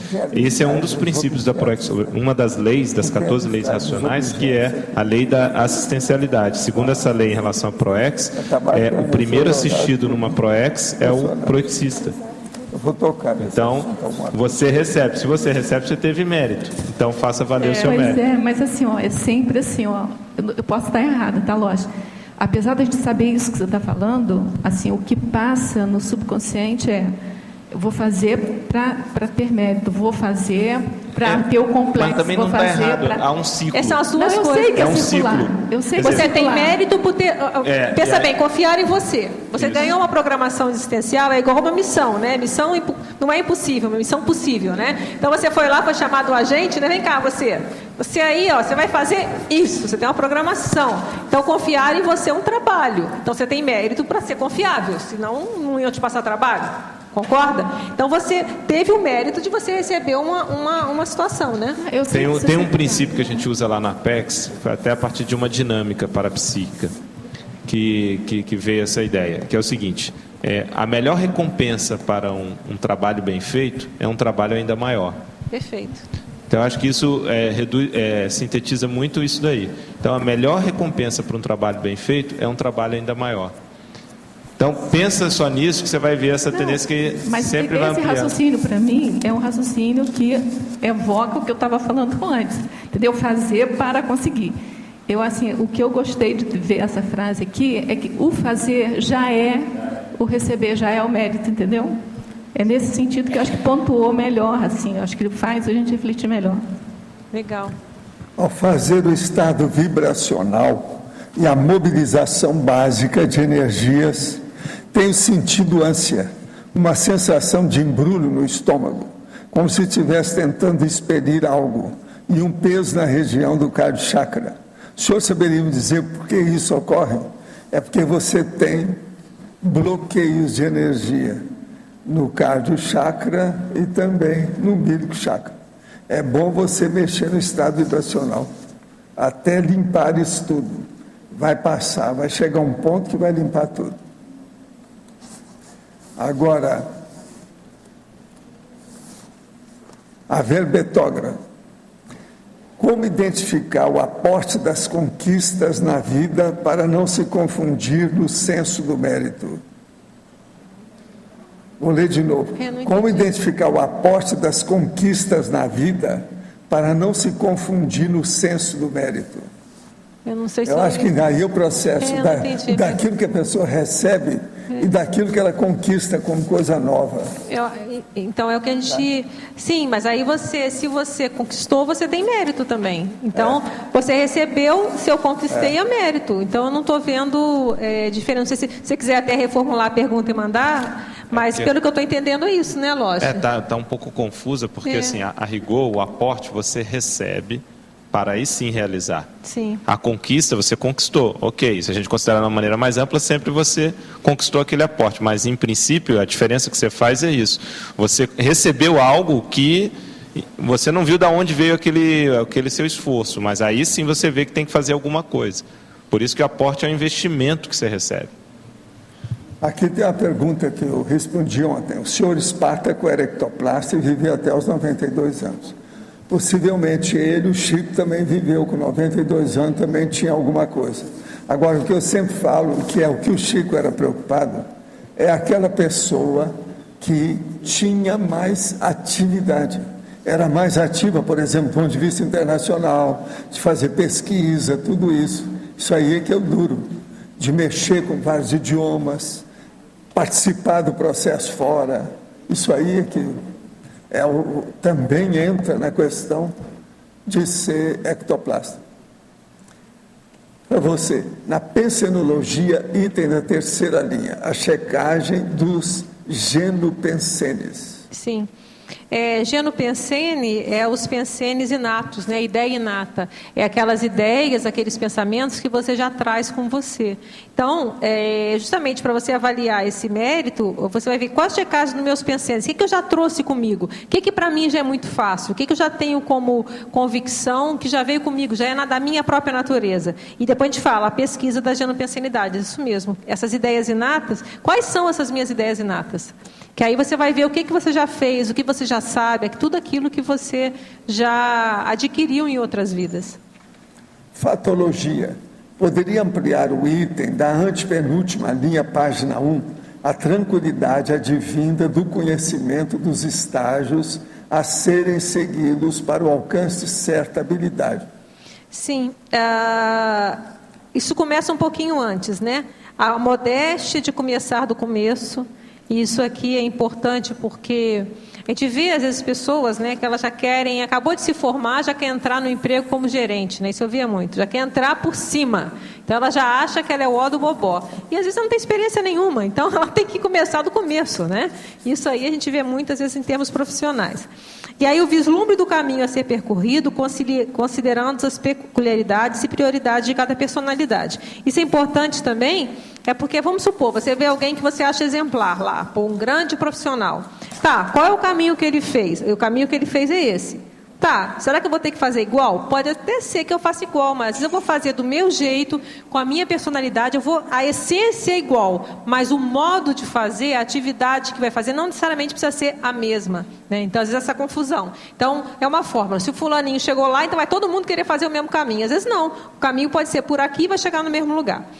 E aí vem a tranquilidade advinda do conhecimento dos estágios. Então, se você sabe que tudo na vida você vai ter que fazer um passo de cada vez, ele vem uma tranquilidade também. Em vez de desmotivar, porque na minha opinião, o que eu estou defendendo aqui é que o que desmotiva é você não ter essa sensação.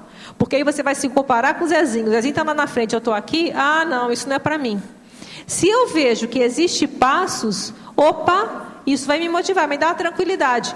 uma tranquilidade, até poderia colocar aqui uma tranquilidade proativa, né? Estou tranquilo, mas estou agindo. Então eu vou fazer. Que eu não chegue em uma vida, que eu chegue em 2, que eu chegue em 3. Mas se eu não começar, eu não vou chegar nunca. Então eu vejo que é possível. O que a gente mostra a escala das consciências é exatamente isso, né? Mostra que há uma escala, que a gente vai passando nessa escala, que são vidas desse caminho, mas que eu vou chegar a ser serenona, eu vou chegar.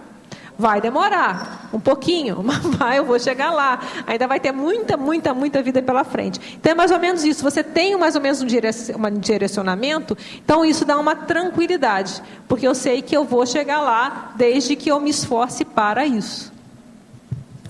Página 2, fatologia.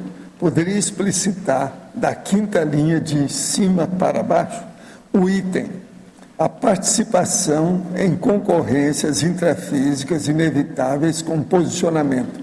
Ao mais preparado, a vaga. Isso é uma estratégia anticompetitiva, né? Daquele negócio para você evitar ficar igual a corrida maluca, como a gente já falou, né? Então você vai escondendo a informação. Vai participar. Eu já fiz muito concurso na minha vida, já passei em alguns, não passei em outros, já fiz residência, um monte de coisa que é concurso, prova para emprego e assim vai. Então, se você vai com essa tranquilidade, o mais preparado à vaga, que é aquele que estudar mais, ou aquele que tiver mais experiência, ou aquele que ficar mais calmo na prova, porque ainda tem isso, né? Você tem que conhecer. Então isso dá uma tranquilidade. Eu vou fazer, então eu não preciso lá furar o olho do meu vizinho, porque vamos lá. E aí, se eu for melhor, eu vou assumir, eu vou pegar essa vaga. Então é mais ou menos nesse sentido, para não ficar essa confusão, esse medo de querer ficar brigando com o outro, né? Isso que eu queria evitar. No último item da parafatologia, a motivação por obter as condições meritórias requeridas ao investimento da parapreceptoria. Poderia comentar? Isso a gente já falou, mas é isso, né? Se você vê que para ter o investimento dos amparadores, eu preciso ter mérito para isso, eu vou me motivar para ter esse mérito. Então, se eu quero ter um amparador de OFIEX, eu vou ter que ralar bastante, primeiro para fazer TNF, depois fazer bem para conseguir um OFIEX, eu vou ter um amparador de OFIEX, entendeu? Então é essa sensação de você se motivar para chegar lá onde você quer chegar. Gostaria de saber qual seria a explicação para muitas pessoas extremamente inteligentes e que muito contribuíram com suas ideias e descobertas, sejam motivos de ataque. Por que elas se tornam vítimas de sofrimento se elas querem fazer o bem?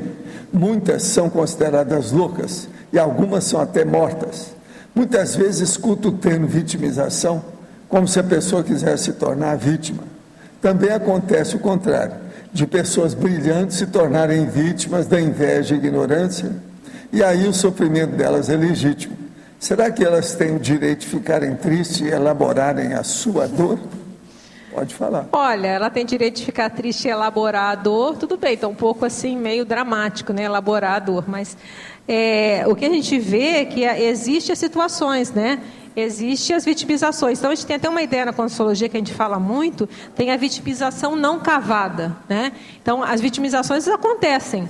Agora, tem aquela vitimização que eu cavei, então, por quê? Eu fiz algumas coisas que deram abertura a vir essa situação, e aí vem o processo multidimensional, uma série de coisas, porque na hora que você analisa uma personalidade, uma biografia, você está vendo só aquela vida, você não sabe o que ela fez antes. Então, é muito difícil analisar, tá? Então, às vezes, ela está simplesmente pagando o que ela já fez, eu não sei avaliar, tá? O transmentor vai poder ajudar melhor.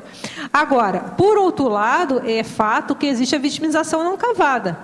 Então, aquela que você não fez por nada, você está indo tudo certo, mas o negócio veio contra você. E, geralmente, nessa vitimização não cavada, o que acontece é que depois você fica melhor.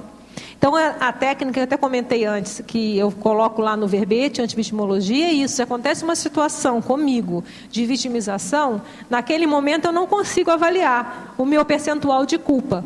Mas como é que eu faço? Eu penso da seguinte forma: se eu mereci, bem feito para mim. Então, eu fiz alguma coisa, vamos pagar isso aqui, vamos lá para frente e vamos cabeça erguida. Agora, se por acaso eu não fiz nada, eu vou saber a posteriori. Se, pelo menos eu falo, 51% de inocência eu tenho, eu vou estar melhor, os amparadores não vão me abandonar, eu vou estar com amparo, eu vou continuar fazendo o meu trabalho do mesmo jeito daí a um tempo. Então, isso para a gente fazer uma análise ainda na intrafisicalidade, vendo ainda sem muita cosmovisão, para ter uma análise do que se foi uma vitimização cavada ou não. Então, é difícil a gente avaliar. No extrafísico, na parapsicoteca, eu acho que fica mais fácil a gente ter essa avaliação mais fidedigna. Essa aqui é do Uruguai. Dentro da proexologia, a verbetógrafa compartilha da ideia de que o mérito anterior a essa vida permite uma espécie de financiamento da proex, os aportes, para logo ser recuperada através do complexo, gerando maior mérito para as próximas existências. Você entendeu? Do ciclo. Então, por exemplo, se coloca até no manual da ProEx, né, que o troféu do complexo é o macrosoma. Então, veja, é uma premiação, se faz a analogia. Mas esse troféu, na verdade, é um instrumento para que a pessoa possa exercer. Então, é um ciclo. O aporte você recebe para poder executar um trabalho mais sério de assistência, e esse trabalho mais sério de assistência, sendo exitoso, vai permitir novos aportes para nova assistência, e assim se dá a continuidade. Então, nesse sentido, sim.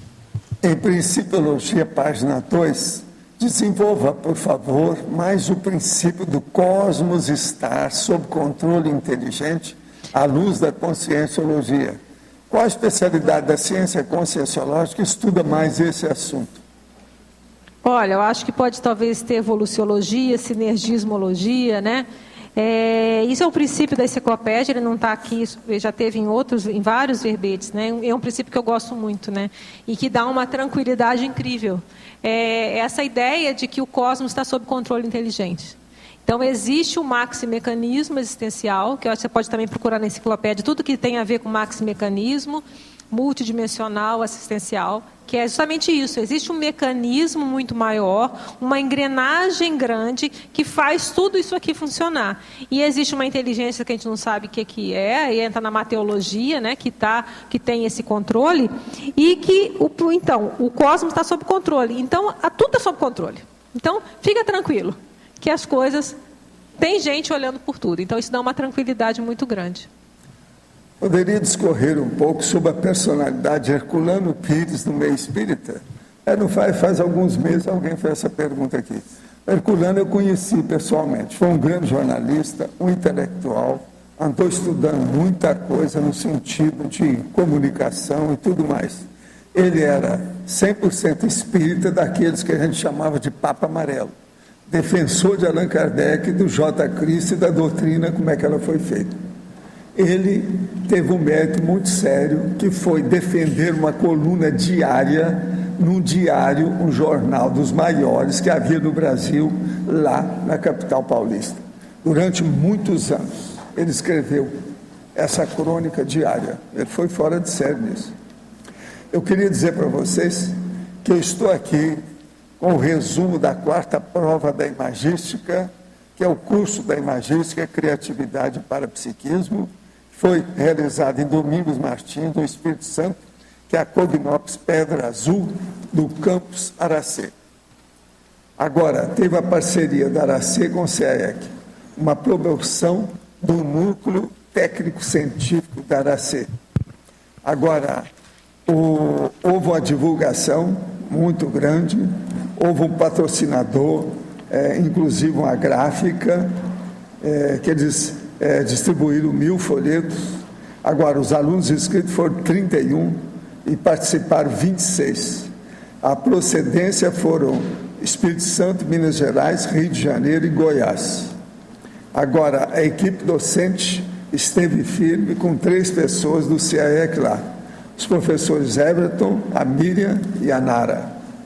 Agora, aqui foi dada a boa-vinda ao evento dentro do processo, e depois teve o processo da programação, depoimentos sobre o evento. Muita gente achou, aqui ó, tem uns 6 depoimentos muito interessantes sobre o curso, as opiniões das pessoas. Depois, os dados de cada um deles, com detalhes. E outras coisas mais, fotografia, alguma gravação, que eu não sei que filme, o que é o filme da Imagística que foi gravado. São todas as imagens, fotos que eles fizeram lá. Tem aqui também uma fotografia geral do povo todo. E aqui está falando sobre a melhoria da sua capacidade cognitiva. Amplie suas associações de ideia. E também tem o Jornal da Aracê falando sobre o assunto. E os ganhos evolutivos do curso. Essa foi a 4ª prova da Imagística. Quando é que vai ser a 5ª? Então, vai ser em abril. Em abril? Em abril, a gente tem aqui em Foz do Iguaçu. Gente, vocês se preparam para participar dessa. Agora, ali não está falando nenhum objeto que foi dado para as pessoas. Viu, Valdo? Só queria ressaltar, esse dossiê nós recebemos essa semana pelo pessoal da Aracê. Queria ressaltar os esforços da Eliane Stedley, que trabalhou muito para organizar e fechar essa turma lá na Aracê. A turma eles têm espaço para 30 pessoas, eles conseguiram fechar a turma para fazer. Tinha pessoas do Rio de Janeiro, Goiás, Minas Gerais e Belo Horizonte, tinha Vitória. Então, o pessoal de fora que veio para participar da prova também. Então, o evento é a primeira itinerância da prova da Imagística, a primeira vez que nós fazemos a prova da Imagística fora de Foz do Iguaçu. Né? Exatamente. Os objetos foram levados para lá e agora já estão de volta, os professores estão corrigindo a prova. Além do trabalho da Eliane, a gente queria destacar também que foi muito bom para nós, especialmente para mim e para o Everton, poder ver como as coisas estão avançando lá na Aracê e como está havendo renovação no trabalho. Oi? A professora Miriam já conhecia, eu e Everton, que não tínhamos estado lá ainda, e como está havendo muita renovação do trabalho, as condições de acolhimento da turma lá estão muito boas, as instalações também estão excelentes.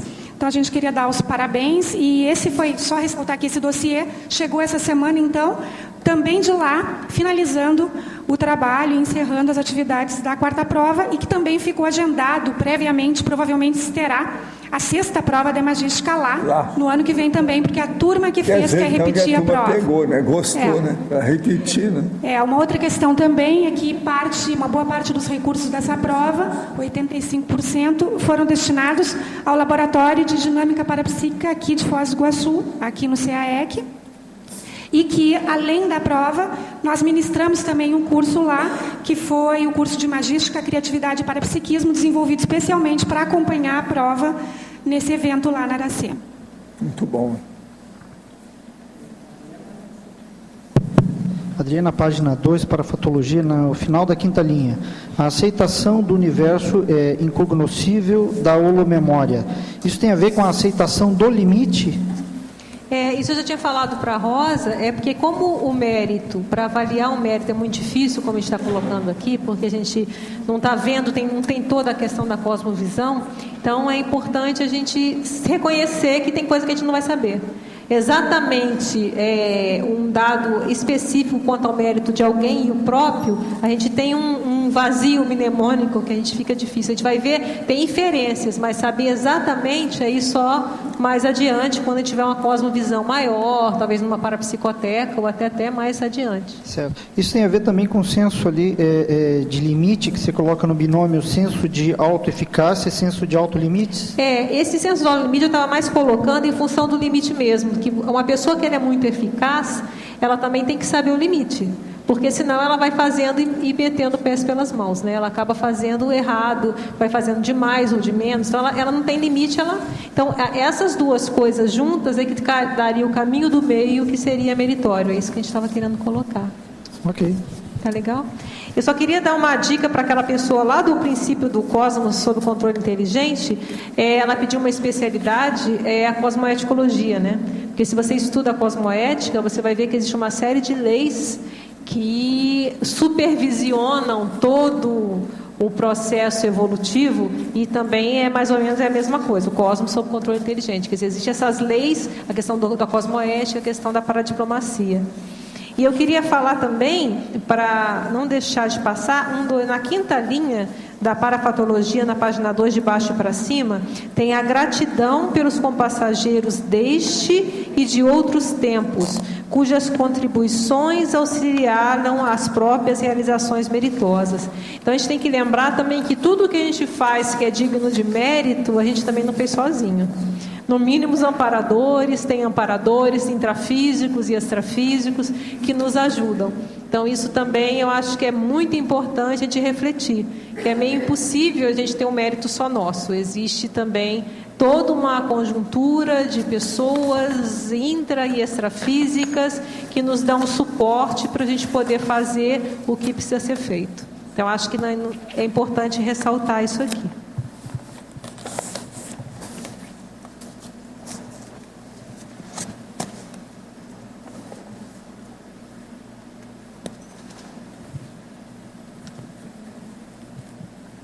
Adriana, aqui é a Sim, Rosa. Rosa. Ainda voltando àquele dos passos do Os empreendimento passos. evolutivo, há uma maneira também de se encurtar. Estou te perguntando.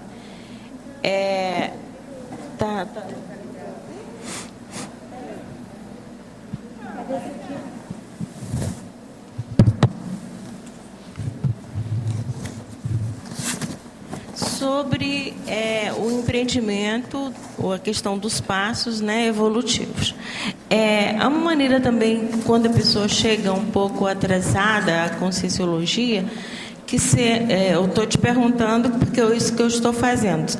Seria a conscienciometria, participar de consciências cobaias na conscienciometria? Você acha que isso vai queimar alguns passos e fazer com que a consciência ela tome conhecimento maior do que ela deveria fazer através da conscienciometria?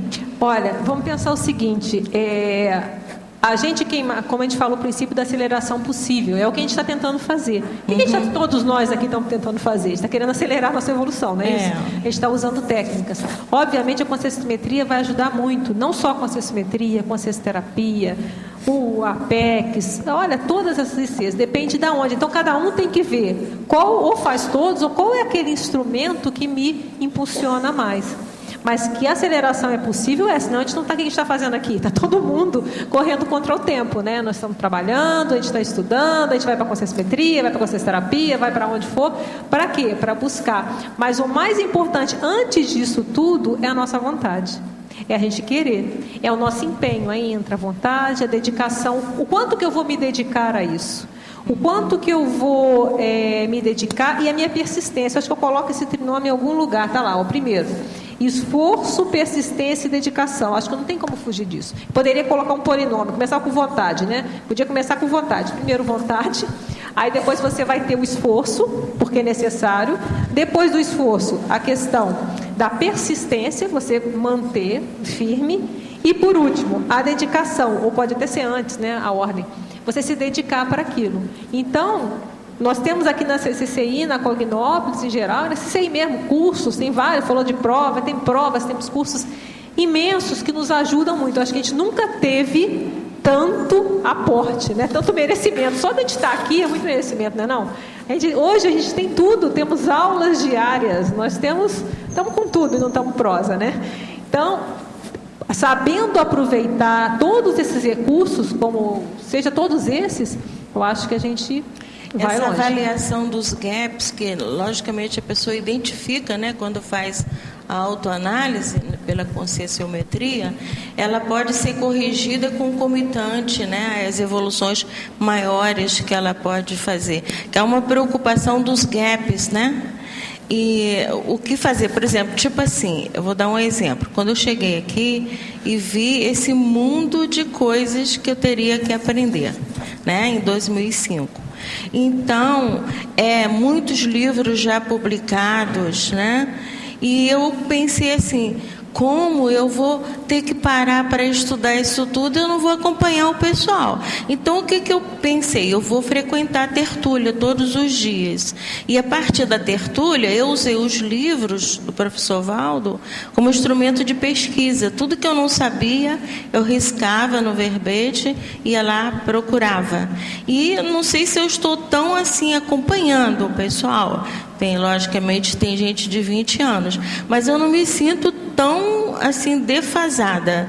Agora, quanto a essa questão evolutiva, ainda me sinto bastante. Aí, digamos assim, quanto à maneira pessoal, intraconsciencial, né, ainda tem muito que corrigir. Mas eu acho que a conscienciometria tem sido muito válida. Logicamente, antes eu passei pela consciencioterapia, e eu acho que depois da conscienciometria deve-se voltar novamente à consciencioterapia com todo o resultado do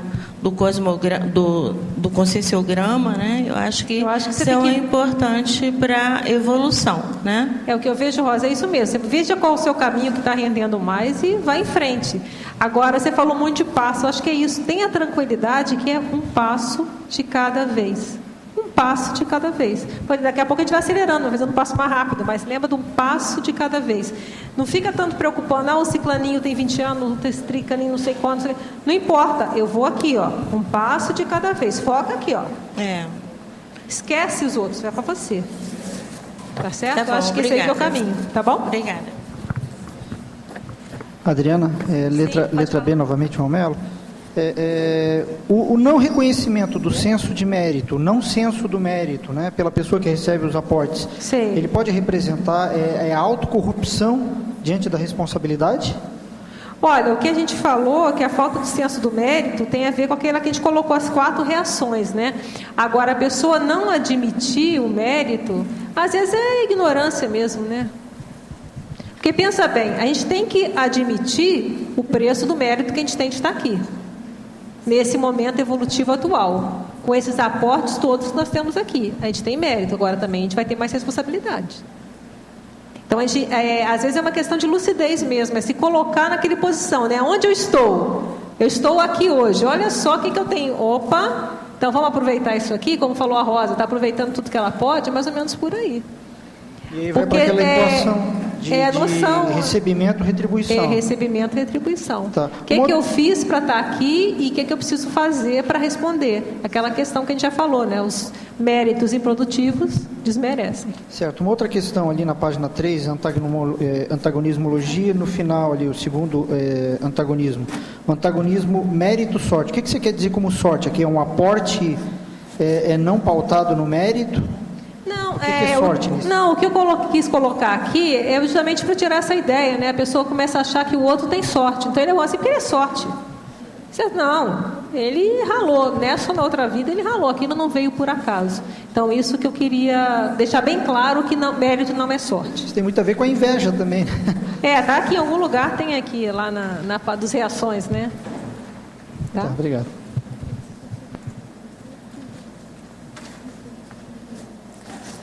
Vou colocar essas duas lá para mudar, ficar melhor.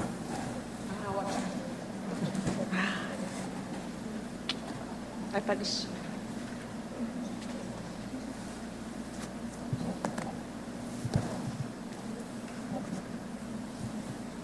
Quem é que está com o microfone aí? Vocês ainda têm uns minutos. Como é que é, o jornalista? Você não vai falar nada? Professor Valdo. Aproveitando que parece que não tem mais pergunta, eu posso fazer uma pergunta um pouco fora do contexto? Nós não cobramos nada, você deixa? Você deixa, Adriana, por favor? Você não está cobrando nada ultimamente. Professor Valdo, eu estou pesquisando o tema da ambiguidade. Eu queria saber algumas coisas assim. Eu li um artigo que você fez do Boletins, né? Achei muito interessante. Fiquei com algumas dúvidas assim. Primeira, por exemplo, o tema da ambiguidade, ele é sempre nosográfico ou ele pode ser neutro? Ele pode ser neutro? Pode ser neutro e pode ser até positivo. Em que contexto ele pode ser positivo? Às vezes, por exemplo, você tem uma pessoa que quer estudar. Então você não fala o que é. Você deixa a situação ambígua para ela escolher o caminho. Na sexta-feira tem que ver a encruzilhada dela. Isso é a dicotomia. Sim. Essa dicotomia, ela pode ser super didática. Sim. Eu faço muito disso. Vocês vão ver que de vez em quando eu falo a coisa e não digo o que é. Ontem mesmo eu falei assim, como é que é aquele negócio entre os vegetais e as pessoas? Na mesma hora os 4 falam assim, fotossíntese. Entendi. Outra coisa. Isso é ambiguidade técnica. Essa aí é totalmente didática. Entende? O programa tem responsabilidade e ambiguidade. Sim. Outra coisa, professor. Eu posso dizer que a pessoa só chega na retilinearidade autopensênica se ela minimiza ou ela elimina a ambiguidade da autopensenidade ou não? Não, ela tem que acabar com a ambiguidade. Agora, por isso é que o direito, nesse ponto, é uma das coisas mais difíceis que tem, em matéria de linha de conhecimento, porque não pode haver ambiguidade dentro de uma lei bem estabelecida. O Brasil está cheio de leis, e o Brasil está cheio de leis com ambiguidade. Certo. Tudo errado. Isso tudo precisava de retificar. Então, veja, isso aí é importantíssimo. Essas pessoas, às vezes, isso é aquilo que a gente está falando, é a maracutaia, é o QI. QI, o que é o QI? Quem indica? Entendi. Outra coisa, finalizando praticamente, é assim, dentro do tema da ambiguidade, o que seria o cerne, assim, o mais importante, né, para pesquisar, e o que isso pode, de alguma forma, ajudar na autoevolução? A ambiguidade, ela adquire um aspecto mais, vamos dizer, crítico e complexo quando diz respeito às análises dos fenômenos parapsíquicos. Aí o negócio ambíguo é terrível, porque fica entre o animismo, que é aquela condição da consciência dominando o seu próprio micro-universo consciencial, e o processo extrafísico propriamente dito parapsíquico, que é um problema, vamos dizer no caso, centrípeto. Ele vem de fora para dentro. Entendi. O anímico vai de dentro para fora, é centrífugo, está fugindo do centro, fugindo do ego. Agora o outro não está entrando no ego. Essa ambiguidade aí, às vezes o fenômeno é ambíguo. Então, para você classificar isso, para mim, eu acho que são as coisas mais difíceis que tem. Eu acho que esse nível de ambiguidade, quem começa a discernir é a pessoa que já tem uma dispersidade mais ou menos vivenciada, que ela já entra como semiconsciex, como teleguiado e como evoluciólogo. Ela Entendi. Então já começa a ver a coisa nos devidos lugares, os pontos nos is e não noutra letra. Entendi. Devido ao processo da ambiguidade, porque parece, mas não é. É a questão de discernimento, né? Então, aí é o nível do discernimento mais, vamos dizer, o pináculo, Sim. o ápex, o ápice, o cume, o acume, você está entendendo? Estou entendendo. O topo da história. Mas então vale a pena estudar o fenômeno, né? Agora, ó, quem estudar bastante a ambiguidade vai chegar na evoluciologia. Isso é inevitável, é um caminho. Por isso que eu falo, a pessoa que estuda a jurisprudência, Sim. ela está no caminho do evoluciólogo. Sim. Que precisa de estudar o direito para a pessoa entender o para-direito. Sim. O para-direito, por exemplo, praticamente, se você comparar entre o direito de um lado e o para-direito do outro, esse aqui vai ter menos ambiguidade do que esse. O para-direito tem menos. Aqui, hoje eles falaram no meu processo de ambiguidade com o para-direito. Existe uma técnica que eu uso. Qual foi a técnica que falaram que eu gosto? E que o cara também gosta? Eles falaram aqui hoje. Qual que é? Soco no queixo e fratura exposta. Soco na cara e fratura exposta. Isso é para acabar, eliminar com a ambiguidade. Sim. Você entende? Entendo. Que é o processo da explicitação da glasnost, da transparência. Sim. Então, é o problema aberto. Nós chamamos isso de mega abertura consciencial. Sim. Agora, essa mega abertura, ela tem que pegar mais, é o discernimento do mental soma. Sim, está dentro da mental somática ainda. Então, pensa dentro do processo de direito, ambiguidade. Sim. Uma pessoa que não for estudar ambiguidade, ela tem que estudar direito, alguma coisa. Eu tô chegando no direito, realmente, lá. Eu estou começando, estou estudando ambiguidade, estou chegando no direito. Que você precisa estudar. Para direito? Não, para direito é o maior. Sim, sim. Mas agora tem outras linhas do direito que vale a pena você estudar, até a parte histórica. Então, sim. Por exemplo, teoria geral do Estado, que aí é que entra a lei. Tem que começar a estudar isso. Outra coisa, você vê a parte histórica, o direito romano. Você tem que entender alguma coisa disso. Sim. Pega pelo menos as definições. Lá embaixo tem dicionário para isso tudo. Sim. Pega pelo menos as definições, você já vai ter uma ideia. Essa ideia, ela vai dar a você outras e outras e outras. Então vale a pena. Você acha que o tema da ambiguidade daria um verbete? Olha, esse aí é dos mais bravos que tem, entra nessa. Parabéns a você. Vamos ver o que dá. Agora veja o que a gente já tem. Preciso examinar o que já tem. Tá bom, eu vou ver. Obrigado. Tá. Agora, ó, ela é para chegar a quanto mesmo, no caso dela? Mais de 1.000, né? Mais de 1.000. Pode você estar conversando, já tem 1% já feito. 1%, tá certo? 1,4%. 1,4% já dos 1.000, tá certo? Os nossos comerciais, por favor.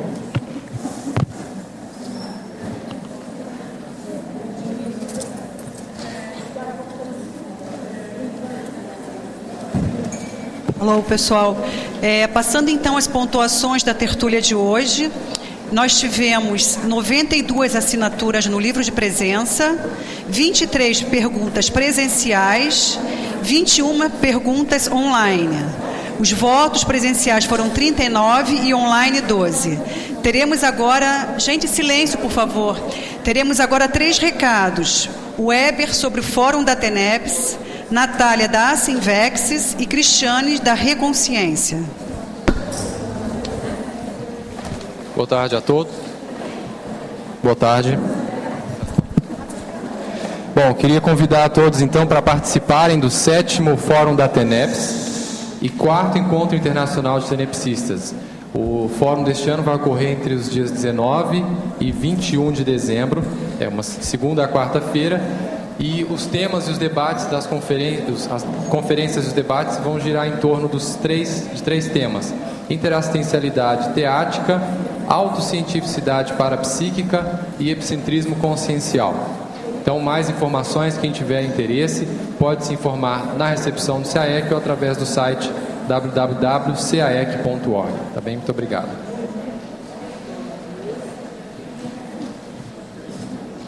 Boa tarde a todos. Eu me chamo Laisa, sou coordenadora geral da Sinvex, junto com o Márcio Aoki.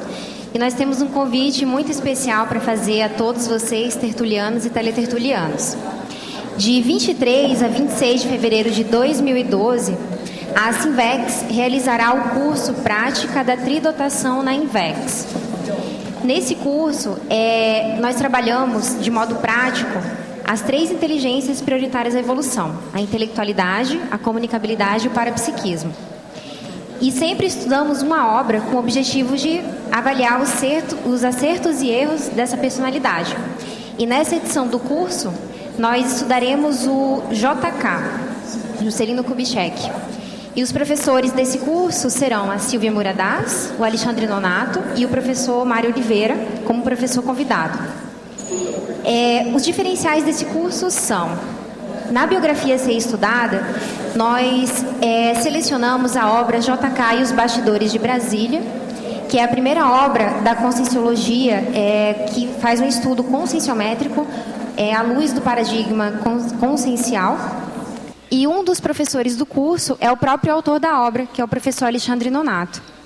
Um outro grande diferencial desse curso é que durante essa semana nós também comemoraremos os 20 anos do Greenvex, dentro do evento maior que é a semana da Max Pro Access. Então, estão todos convidados. Para mais informações, temos aí a recepção do CAEC e a Sinvexis no site asinvexis.org ou através do e-mail cursos@asinvexis.org. Obrigada. Boa tarde a todos. O meu recado, o meu convite em nome da Reconsciência. Nós estamos a 15 dias do lançamento do programa de iniciação paracientífica, que começará com o módulo A Semiótica Persiana e a Parasemiótica. Neste módulo, serão apresentados os construtos estruturais da semiótica, buscando extrapolações da ciência conscienciologia, correlacionando estas abordagens de modo pragmático, visando facilitar nossas autopesquisas no que se refere à comunicação, convivialidade e interassistencialidade multidimensionais. Será um módulo teático, com um laboratório de autoexperimentação, com uma oficina de parasemiótica. Este módulo será ministrado pela pesquisadora Regina Camilo e ocorrerá nos dias 19 e 20 de novembro. Mais informações pelo e-mail pesquisologia@gmail.com, e as inscrições podem ser feitas com os voluntários da Reconsciência. Obrigada. O verbete, então, para amanhã, domingo, será check-up holossomático da paraprofilaxiologia com o professor Pedro Fernandes. Boa tarde e até amanhã a todos.